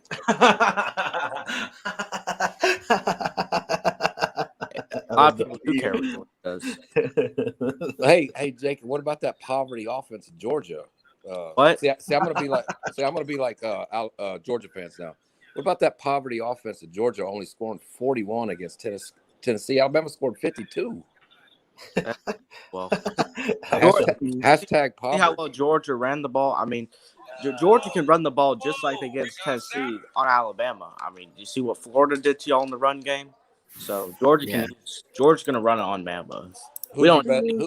It's too predictable. I'm just going to talk shit now. Who's your best win this year, Jacob? Best win? Who's Bama's best win? Ole Miss. At least we have some good quality wins. I mean, at least we don't have a loss.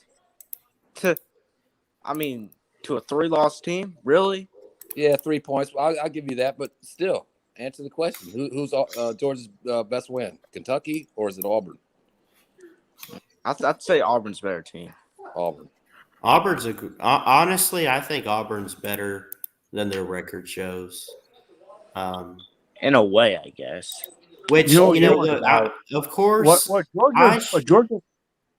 Go ahead. What Georgia fans don't want to do is they don't want to talk about their strength of schedule, which is much less than Alabama's strength of schedule, which is number 4 in the country. Well, I mean, if State win looks better and better too. Out of the top 10 teams, or not now because teams lost, but before this last Saturday, out of the top 10 teams, the strength of schedule, Alabama was number 1, Georgia was number 5, and Cincinnati was 102. Well, yeah, Cincinnati just. But I mean, look, if you look good, you look good, and that's what Georgia's done. I get schedule matters, but if you look good, you look good. So. But what about let me get this straight though. So if Alabama, which I think they'll beat Arkansas this Saturday, they beat Arkansas, they're going to Atlanta regardless of the Iron Bowl outcome, which is most likely a loss. Yes, correct. Well, most likely a loss. No, hell no. We're gonna Auburn up. All right, we're gonna beat their ass. We're gonna go in there, but I'm not taking it lightly because Auburn's an amazing team and it's a big rivalry and it's a tough environment. The biggest rivalry in college football is coming, and we're finally going. Listen, I don't care if we win a championship. I want to win at Jordan-Hare. I just want to do that. Weird things happen when Alabama plays Auburn and Jordan-Hare. I'm telling you, man. Well, Everyone wants to talk about how Alabama's far better than this team or that team. They're really not. And when you get to the Iron Bowl, records, player, none of that matters. It's like this magic that just comes on them or whatever the hell wakes them up. And these teams act like they're like truly been the best all year. And I mean, well, with Alabama, it's just which team shows up. is the team that played Ole Miss dominated? Or We is just it- need our man. We're led by our defense this year for sure. And I mean, we just need it to show up. We got to stop. Well, I guess as a TJ Finley, because Bo Nix is supposed to be out there. Yeah, it's TJ. Oh, we'll be fine. TJ Finley, come on. I mean, he played If y'all. if the Alabama team that plays Ole Miss is the Alabama team that plays Georgia, they can beat Georgia. If it's the Alabama team that played any of these other games, like they won't. Like They A&M won't. or LSU, yeah. You know, Right. the main difference between the Ole Miss game for Bama is Bama ran the ball all over Ole Miss. They haven't really done that. Well, that's what we need to do is run the ball. And now here's the thing about Ole Miss. And here's the other Give thing it to about me Ole or not. Miss. Here's the other thing about Ole Miss. Some smart ass punk was in this stream yard talking forever about Ole Miss scoring in the 40s, and somebody who's been watching football for 5 decades said they ain't going to score 35, and they're lucky they scored more than 7. I think you're calling out Chess Hall. I don't know, No, but I'm he calling said out all somebody offseason else. that Ole Miss was going to beat Bama, and I just looked at him and I said, "Hey, Chess." Now us losing to A&M, no surprise. Had it coming. We were bound. Look, Bama was bound to take a loss, maybe even a couple this year. They're not they're not winning the championship. They're not making it. They were bound to drop a game or two somewhere. And when Jimbo said that in the offseason, yeah, I laughed my ass off for sure. But I'm like, hold on. In golf, that In didn't golf. age well. That did not age well at all. You know, after the Georgia 2019 needs an addict. In golf? after the 2019 season, I was burning in lust for one thing, and that was to get payback against LSU. Oh, yeah, for sure. Now this year it's going to be A&M. I want payback against A&M, and I'm probably going to want payback against Georgia, but I certainly want payback against A&M, and I would not want to be A&M coming into BDS next year. Well, payback. You said payback against Georgia, so are you saying that Bama's going to lose to Georgia, or? I expect them to. It's a pretty good possibility. Yeah. I expect the odds favor Georgia winning somewhere between 8 and 10 points, in my opinion. Well, any Alabama fan who watches it closely, and I'm curious about Saturday against Arkansas. Chris Owens, he's a 6-year senior right now, right? He is terrible. He spent his whole career not playing. He came in when people got injured. He's been a giant flop. Well, and I hope they replace him with that freshman. Well, what he was solid Which at. freshman? Well, what he was solid at last year, he came in the playoffs when Dickerson went out, and the Notre Dame Ohio State game played center. Right. He did really well, and I mean, I know it was New Mexico State, but it looked better at center with him there. And this kid George, I hope that going forward they play Owens, and I'm curious to see Saturday Owens at center and George at right tackle, and see how that goes Saturday. Well, Because what's his name is not going to be back at center, from my understanding. I think Owens. You need Owens on the bench. That's where y'all need him. No, I remember Owens was at center against LSU, and he's half the reason we were having so many issues with snaps. Yeah, but that you got to remember though. He was practicing at right tackle all week, and he hadn't played right center all year. And the injury, they moved him to center, and then they brought in a right tackle, and then You mentioned, were you talking about Damian George?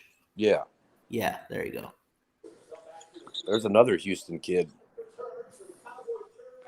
J.D. Roberts is a freshman from Houston. I can't wait for the SEC title. It's gonna basically be a game of the century. With who? With Alabama and Georgia. Georgia. Okay. But Alabama's got We've clinched the West. yeah. Alabama's got 2 weeks to figure out that offensive line lineup. Figuring out the offensive line's pretty much going to be the most. You know important what? thing. You know, I'll point out another thing too.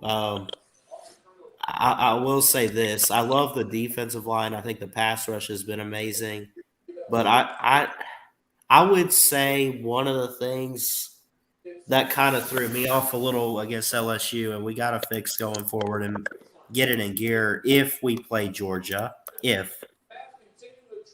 Is the secondary consistency in the secondary. Well, considering how good Georgia's front seven is, the offensive line for Alabama is the number one thing that they got to fix. That's most important for Alabama to fix. Because if they don't fix it, well, I'm just going to be honest, they're not going to do very well at all. Yeah. And another problem for Bama is that, well, if you beat Georgia once, now you got to beat them again. That's the situation Bama's put themselves in by losing to A&M. And Georgia's in the same spot. You know, are they really? Well, Bowers and your receivers making all these crazy catches for Stetson Bennett. You know, with Alabama, he's gonna have to be a little bit more accurate as well. He's not gonna be able to be inaccurate against Alabama. I expect Stetson Bennett to play because I don't think. I mean, JT Daniels hasn't come back already, so. Did I say Daniels? Yeah. Oh, I meant Bennett. Well, no. What I'm saying is that I expect Bennett to play because Daniels hasn't played since. Well, he played Missouri, but he Vanderbilt. It was like just to get him warmed up or whatever, right? Yeah, I just don't expect him to play. Okay, you guys, I got to get out of here. I got to get to bed. Yeah, I'm getting to that point too. I will see y'all later.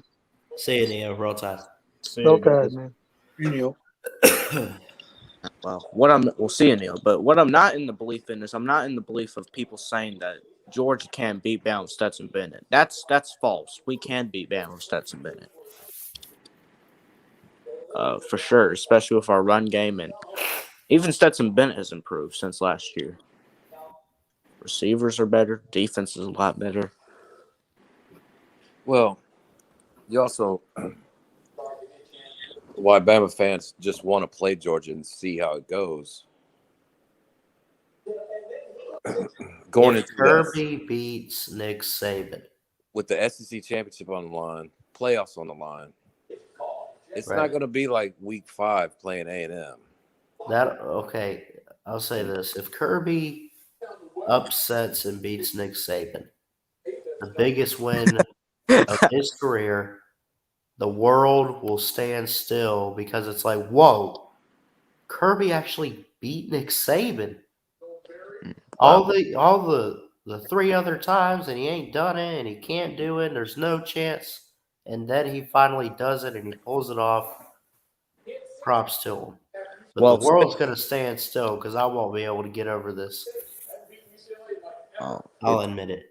Because, I mean, look, Jimbo was in the best position as an assistant to do it clearly, and he showed that. Is Kirby the next guy up?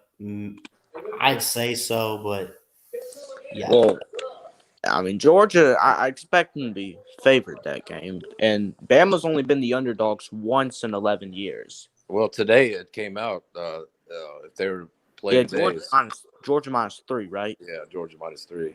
Yeah, well, second time in 11 years that Bama's... It's only 3 points? I know, no, second time in 11 years Bama's been underdogs. The other time was 2015 against, once again, Georgia, but a much overrated Georgia, favored by 1. And the over and under is 50. So Vegas is expecting a 2017 type of game. Well, I mean, you know, if Georgia's defense, you kind of have to put the over under pretty low. And this is the same thing with kind of similar situation with 2020 Bama last year, because last year of Bama we were saying, well, if you're playing to beat Bama, you're playing to beat them 56-49, 49-42, not 24-17. Well, Georgia, you're planning to beat them 24-17, 21-14. You can't beat Georgia 56-49, 49, 42, 45. Because of defense. Yeah. If you're going to beat Georgia, it's going to be low scoring. That's just how it's going to go. No one is scoring 40, 30 on. No one's scoring. I mean, somebody might get into the low 20s, but that might be it.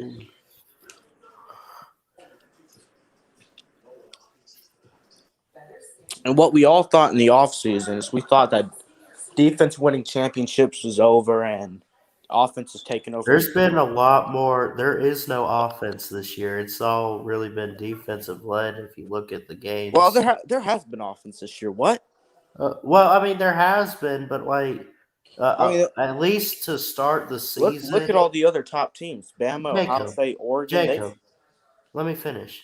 To start the season, it seemed like there was a lot of great defenses, even for Alabama. Like, Bryce Young, we didn't expect to, have what he's having right now. Like, I knew he'd be great, but I mean, he's taking it by storm out of nowhere. We didn't know what he was capable of doing. Alabama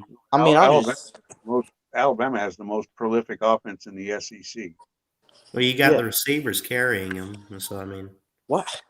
Oh my goodness! No, it's Bryce Young. Bryce Young is the best player in your offense, and Jameson Williams. Yeah, Jameson Williams is. But that guy's great. Yeah, but thanks, what I'm Ohio saying State. I never thought I'd say that. The thing about college football being led by offenses and defenses is, Georgia is led by defense.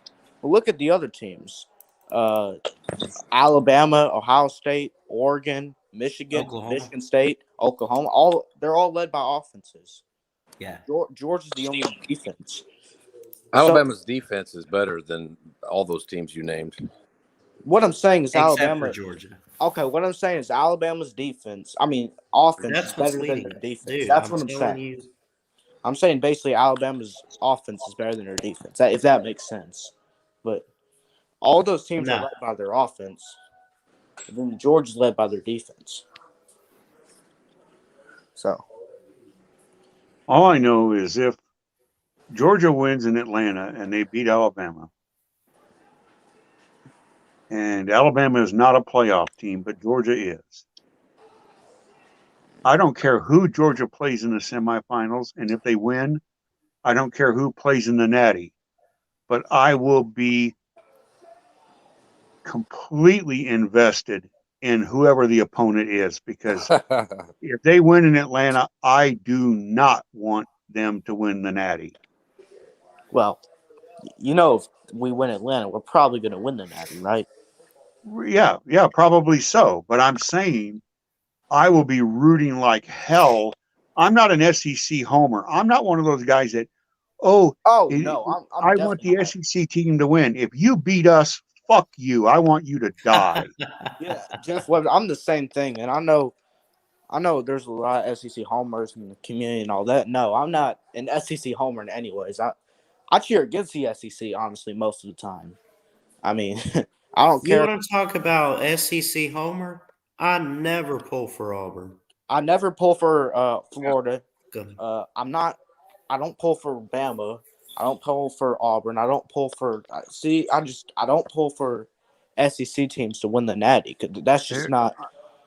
The only is, when the conference looks good, when they look good compared to the other conferences, I like that because Alabama has been dominating the conference, and so it makes us look better. So, do I want LSU to be good? Yeah. Why? So that when Bama beats them, it makes us look better. Do I want Ole Miss to be good? Yeah. Why? So when Bama beats them, that's why. Not because I want them to be good for the sake of those schools being good. I want them to be good for my own personal my own personal satisfaction, not for my benefit, not for theirs. Because otherwise, I want them all to go to hell. Well, Yeah.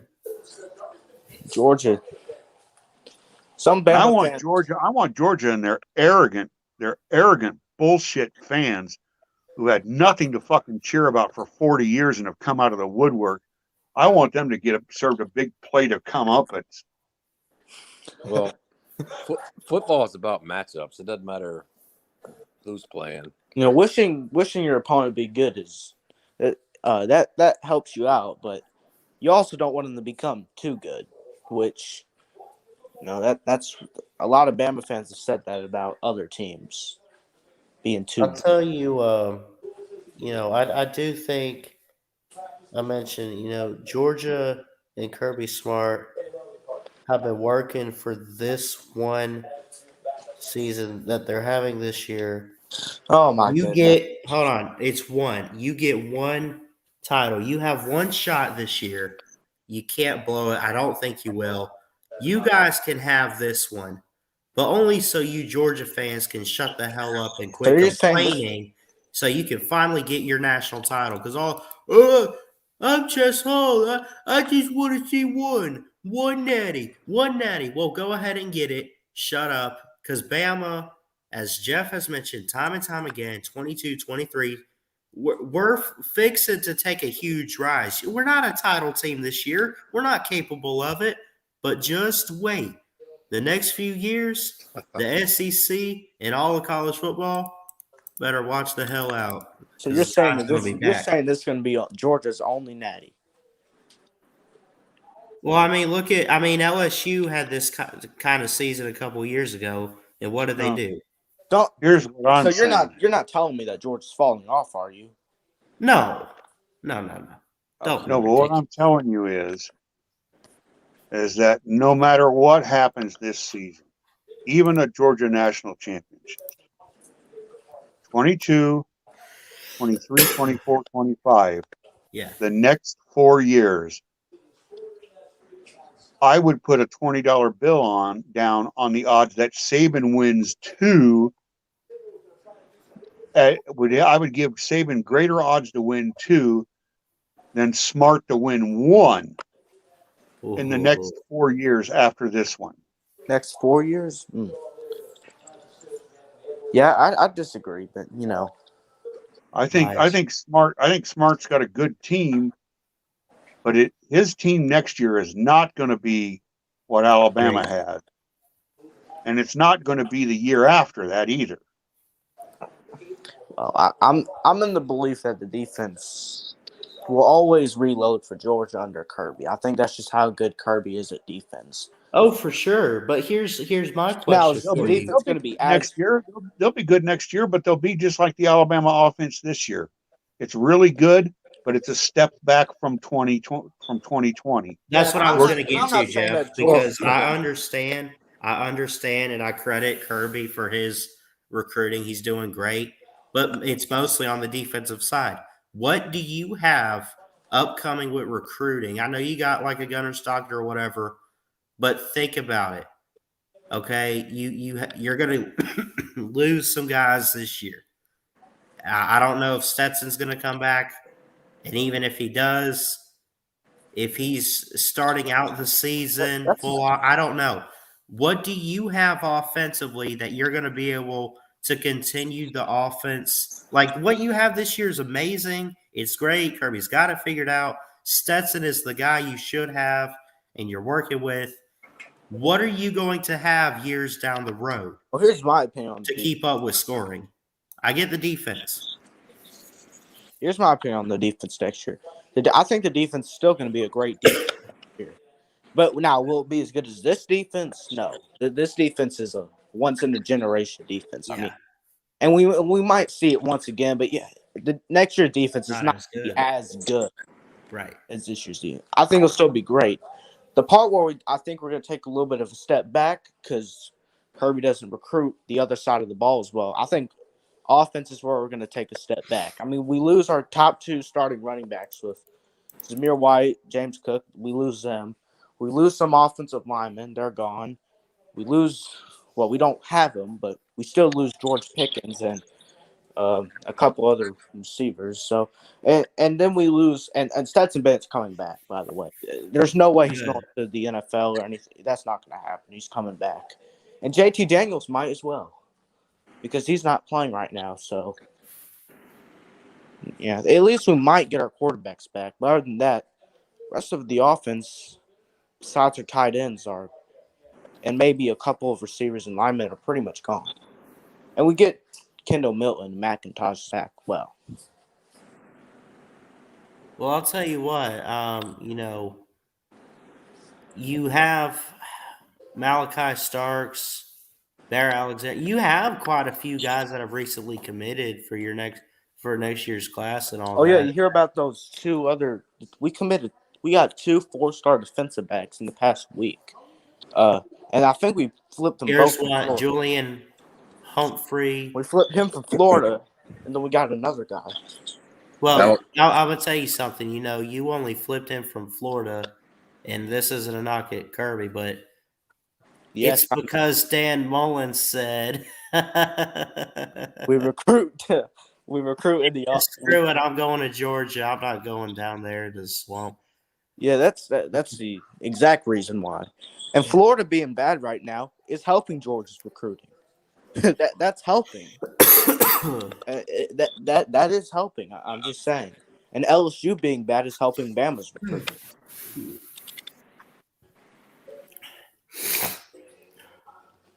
You all see Walter Nolan committed to A&M? Yep.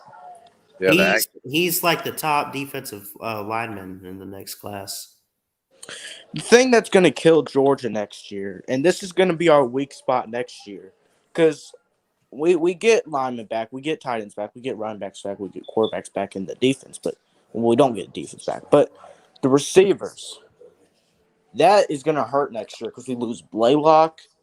I mean, and then and we lose a bunch of other guys. We might lose. I think he's a sophomore, Karis Jackson. Jermaine Burton. Yeah, he's a junior. He might. Oh, I know why this guy committed to A&M. I'll tell you exactly why. The day he visited was the day that Alabama lost to A&M. Oh.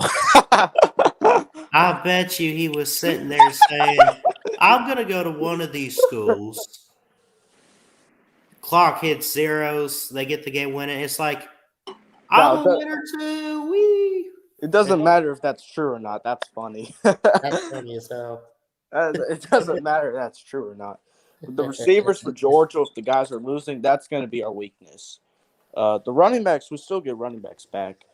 The lineman's going to be weaker as well.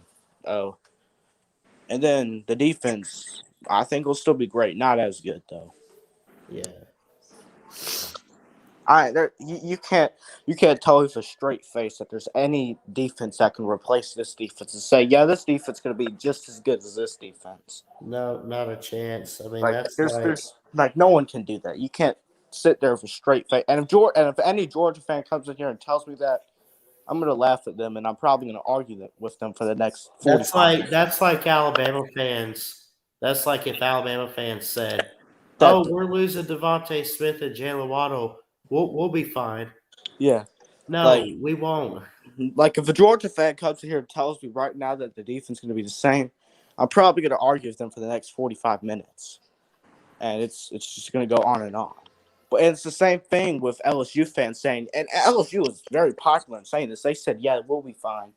What I'm scared about is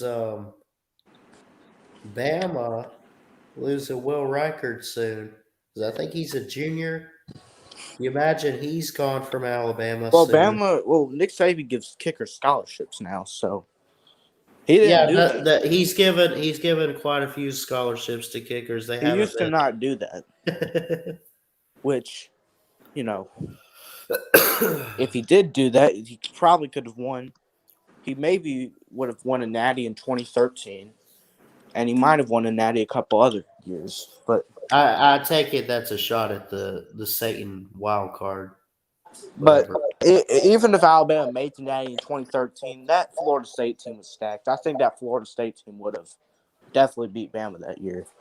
No offense to Bama, that's just how I feel. Florida State was stacked that year. But in terms of being better in Auburn, yeah, Alabama was the better team, and Auburn just kind of lucked out and won. Because Florida State had to win on a touchdown in the last 2 minutes of the game to beat Auburn. I know, but if you told me that 2013 Florida State and Bama were playing each other, I'd pick Florida State. That's just how I feel. Honestly, I'd put 2013 Auburn up there with the list of the best teams to not win the title. No. No, come on. I mean, Florida State, what happens? They just played bad, and they got down 21-3. But when they turned on their full potential, they just road grade Auburn the rest of the game.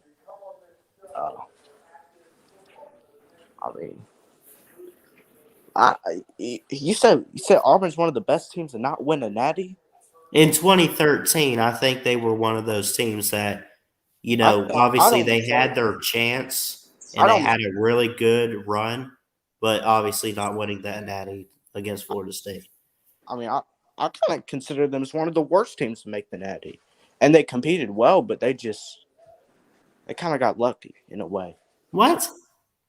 They got lucky in the Georgia game for sure. Yeah, lucky in the Georgia game.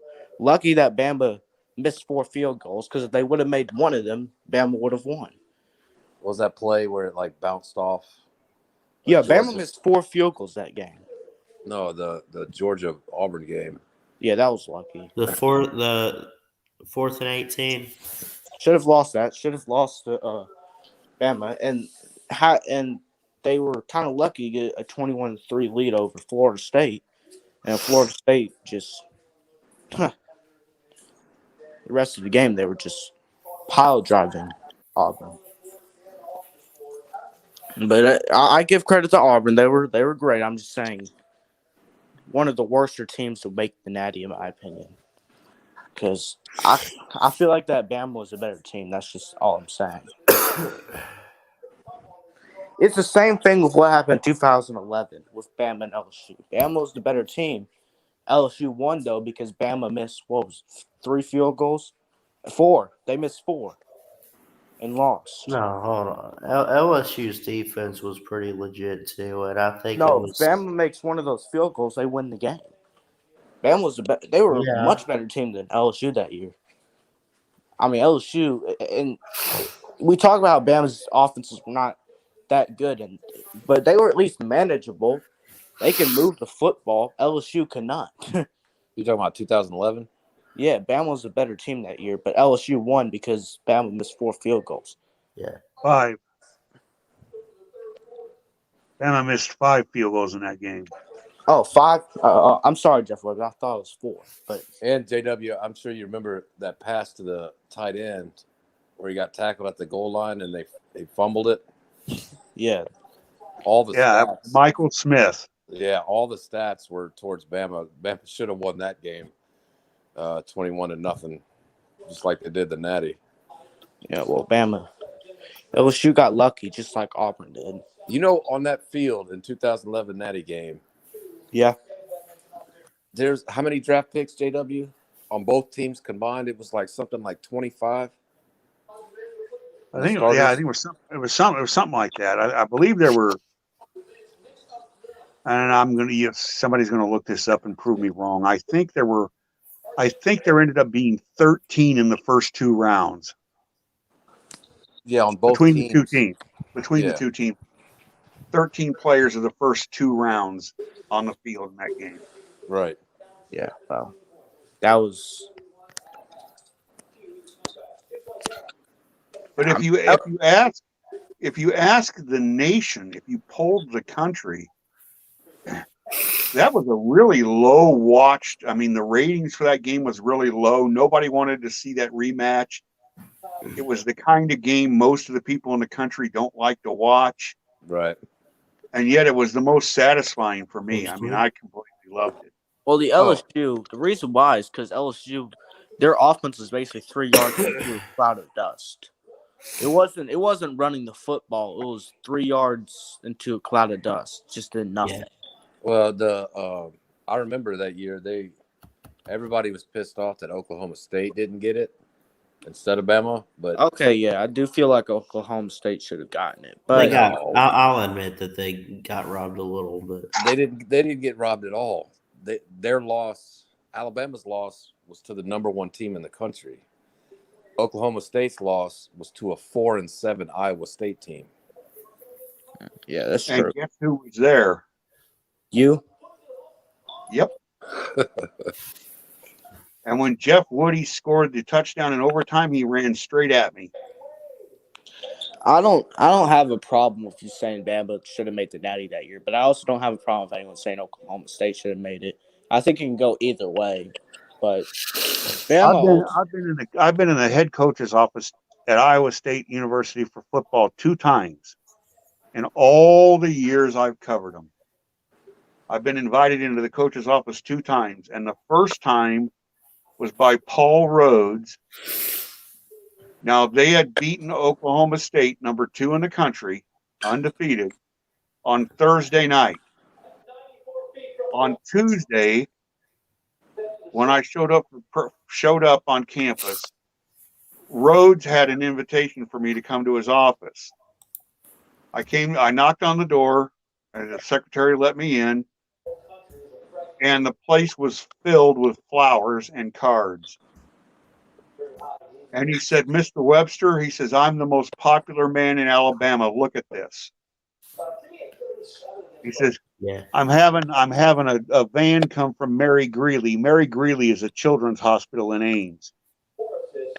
Take these flowers to the children at the hospital. I said, where'd they all come from? He said, I'm the most popular man in Alabama. He says, I've been getting cards and notes and flowers from Alabama fans all over the country after we beat Oklahoma State Thursday night. It was funny as hell. I was in there for about 5 minutes. He thought it was funny. Somebody had told him, and he knew who I was. I mean, he knew I was talking. He knew I was.